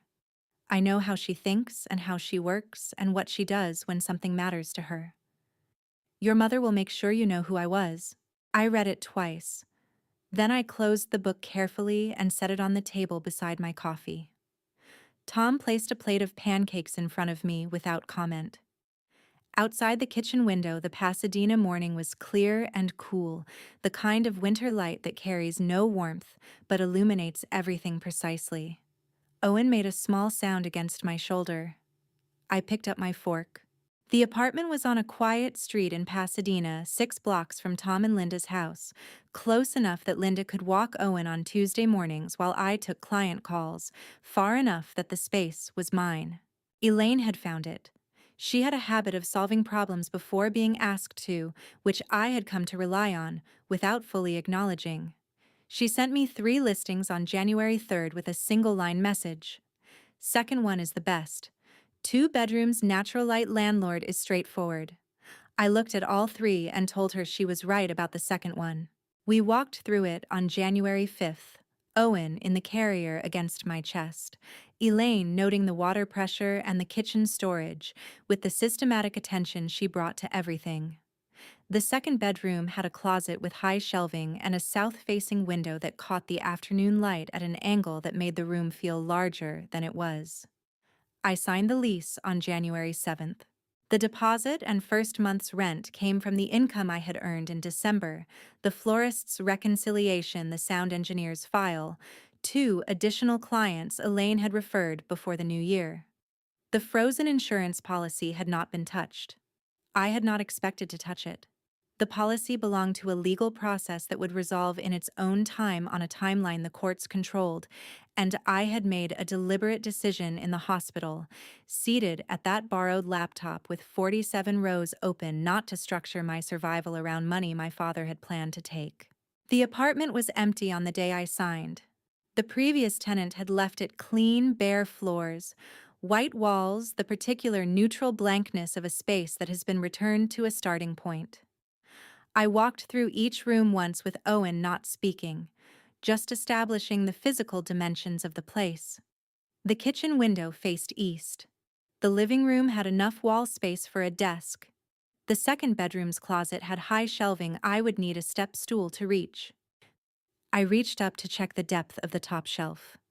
At the back, pushed into the far corner, was a small framed photograph. 4 inches by 6 in a simple wooden frame, a family at a beach. 3 adults and 2 children, none of whom I recognized. The previous tenant had left it behind, probably not deliberately, the kind of thing that gets missed in the last hour of moving out. I looked at it for a moment, then set it back in the corner. There would be photographs here eventually. Different ones. Not yet. David Harmon called at 2:41 on a Thursday afternoon in the third week of January. I was at the kitchen table in the new apartment, Owen asleep in the second bedroom, working through a client's year-end reconciliation. The table was the one piece of furniture I had moved from the Silver Lake apartment, a simple oak rectangle Julian and I had carried up 3 flights of stairs on a Saturday in 2023, arguing companionably about grip angles the entire way. Everything else in the apartment was new or borrowed. The table was ours. The court granted the protective motion this morning, David said. The contestability clock on the policy is formally suspended pending final criminal judgment. I set my pen down. He explained the ruling plainly. The Los Angeles Superior Court had found sufficient grounds to stay the contractual deadline, citing the direct and established connection between the insurance fraud charges in Arthur's indictment and the policy itself. As long as the criminal case remained active, the insurer could not invoke the 9-month contestability clause to seek a void. What does that mean practically? I asked. It means the policy remains frozen but intact. The insurer cannot move to void it on the basis of the clause while the criminal proceedings are ongoing. When the trial concludes and Arthur is convicted, the freeze lifts and the claim can be processed. It was the first legal development since the grand jury indictment that moved in a direction I had not had to fight for directly. David and Laura Sims had filed the motion. The court had decided. I had simply been the person the outcome affected. Is there anything that could still void it? I asked. David was quiet for 2 seconds. The insurer has filed a separate civil action, he said. They are arguing the policy was obtained through misrepresentation from the outset, that Arthur's involvement in procuring the policy and naming himself as secondary beneficiary constitutes fraud in the inception, which under California Insurance Code would give them grounds to void regardless of the criminal outcome. A parallel case.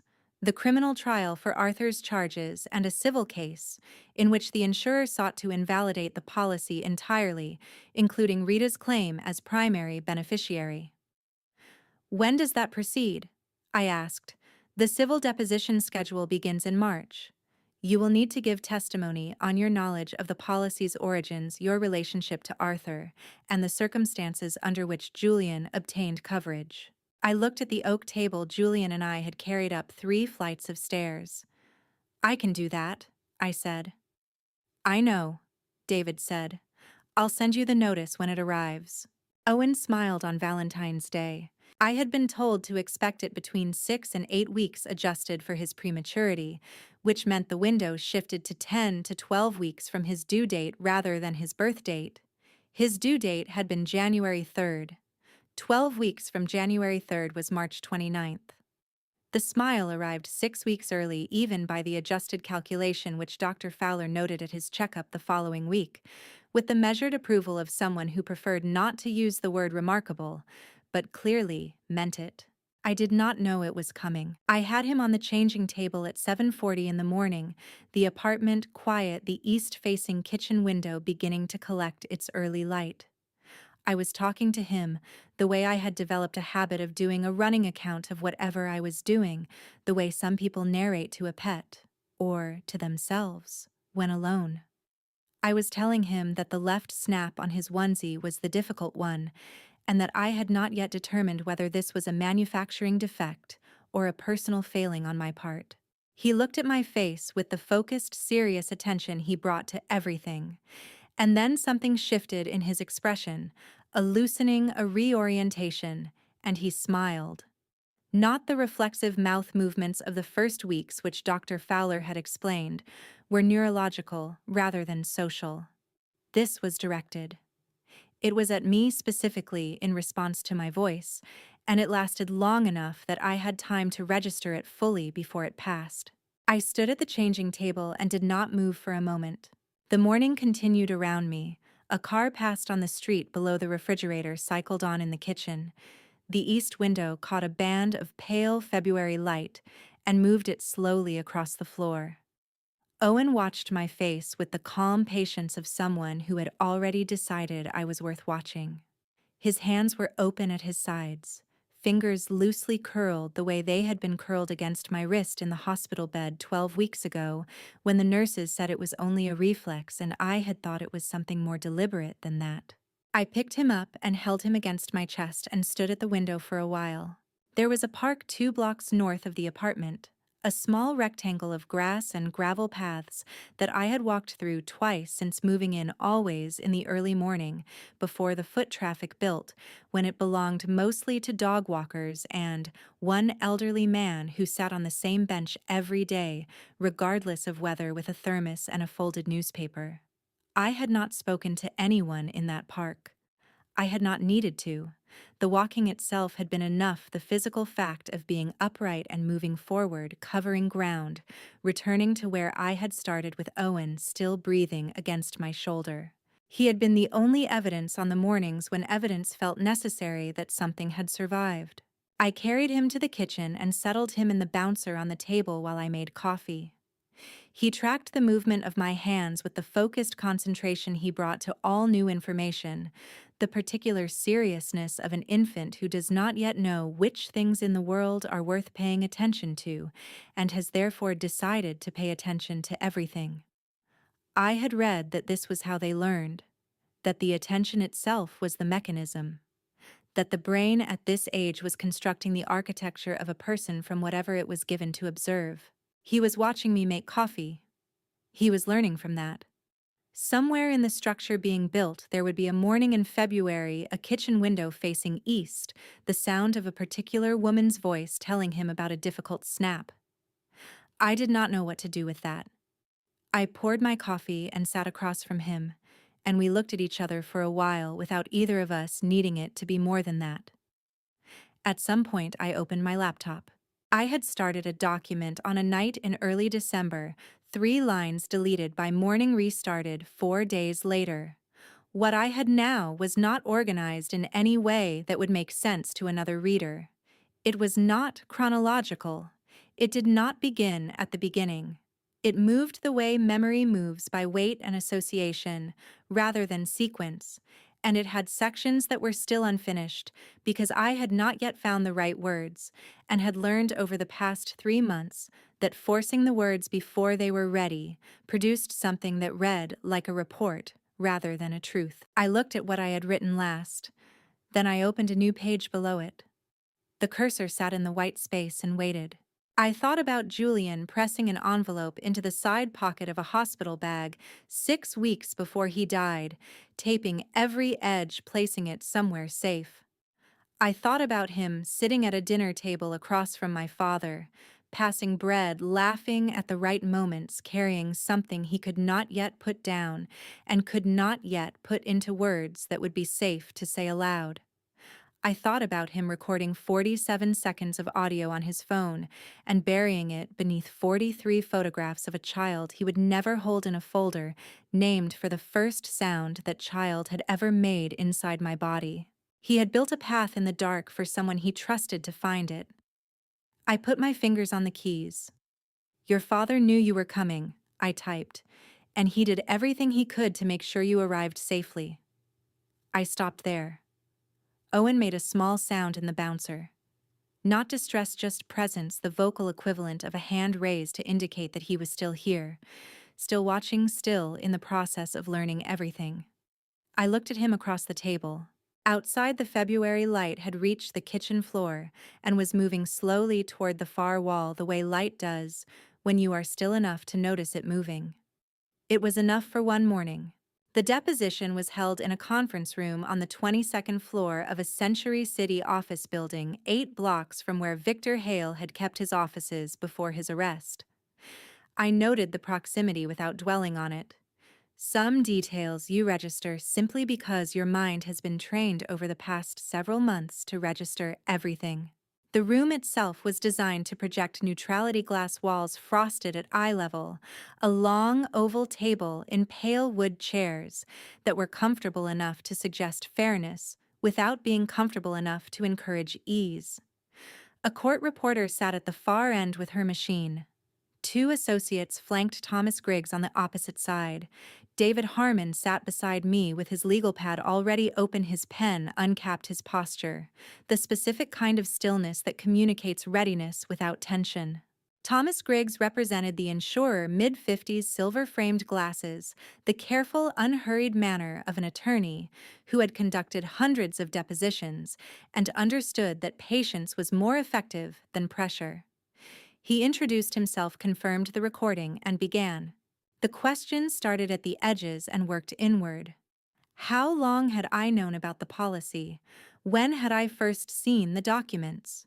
Whether Julian had discussed the coverage amount with me before his death? Whether I had ever met with Arthur in a professional capacity regarding insurance matters? I answered each question the way I had built the spreadsheet, with the specific date, the specific source, and nothing beyond what was asked. Row 1, row 7, row 14. I did not reference the spreadsheet aloud, but its architecture was in my head, and I moved through it the way I moved through a client's financials, without inference, without editorializing, with only what the record showed. Griggs was good at his work. He circled questions he had already asked from slightly different angles, testing for inconsistency, watching for the moment a witness grows tired of precision and begins to summarize. I did not summarize.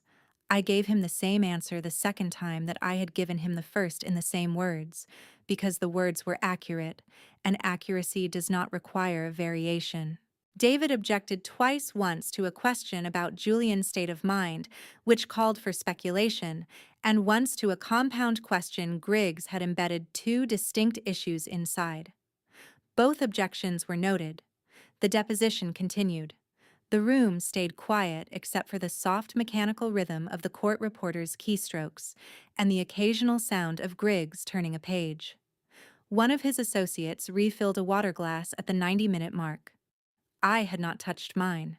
At 11:43, 2 hours and 17 minutes into the session, Griggs opened a folder and placed a single document on the table in front of me. He did it without change of pace or expression, the same measured movement he had used for every exhibit that morning. But I noticed that he did not look at his associates before he placed it. He looked at me. I am showing the witness exhibit 14, he said for the recording.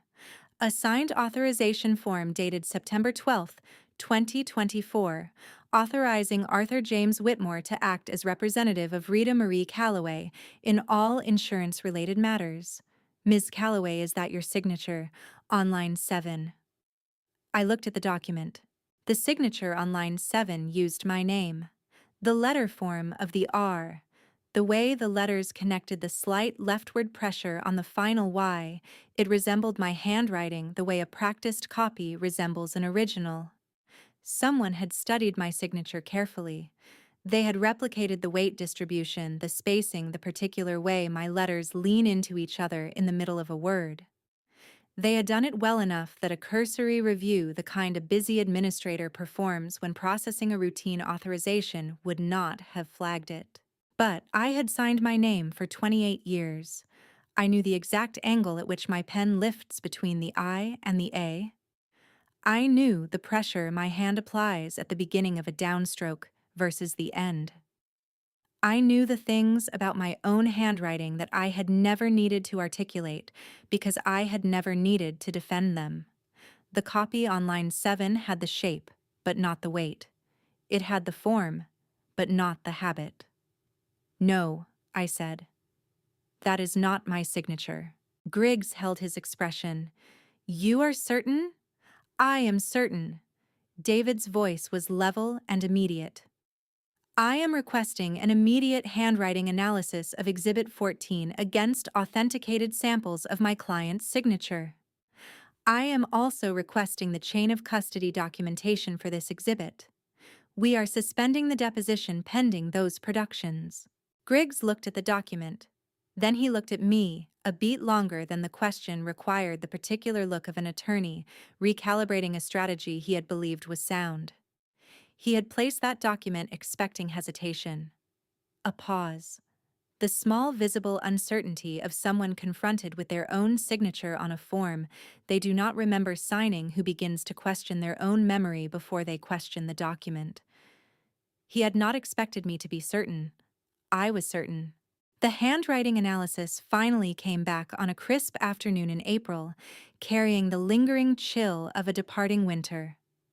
The authorization form from September 2024 was revealed to be a masterpiece of deception, a signature produced via a traced template, a high-resolution photocopy of Rita's genuine signature transferred onto the document and then painstakingly inked over by hand using a gel pen. The forensic examiner's report was clinical and devastating, identifying 17 distinct points of deviation from authenticated samples. David Harmon did not hesitate. He filed the report with the civil court and the district attorney's office simultaneously. Within 2 weeks, the insurance company, recognizing the shifting tides, withdrew its petition to void the policy. Laura Sims, with her trademark decisiveness, added a 10th charge to the indictment: forgery of a financial authorization document under California Penal Code 470. The criminal trial was scheduled to begin on September 8, 2026. On the evening of September 7th, I tucked Owen into his crib at 7:30.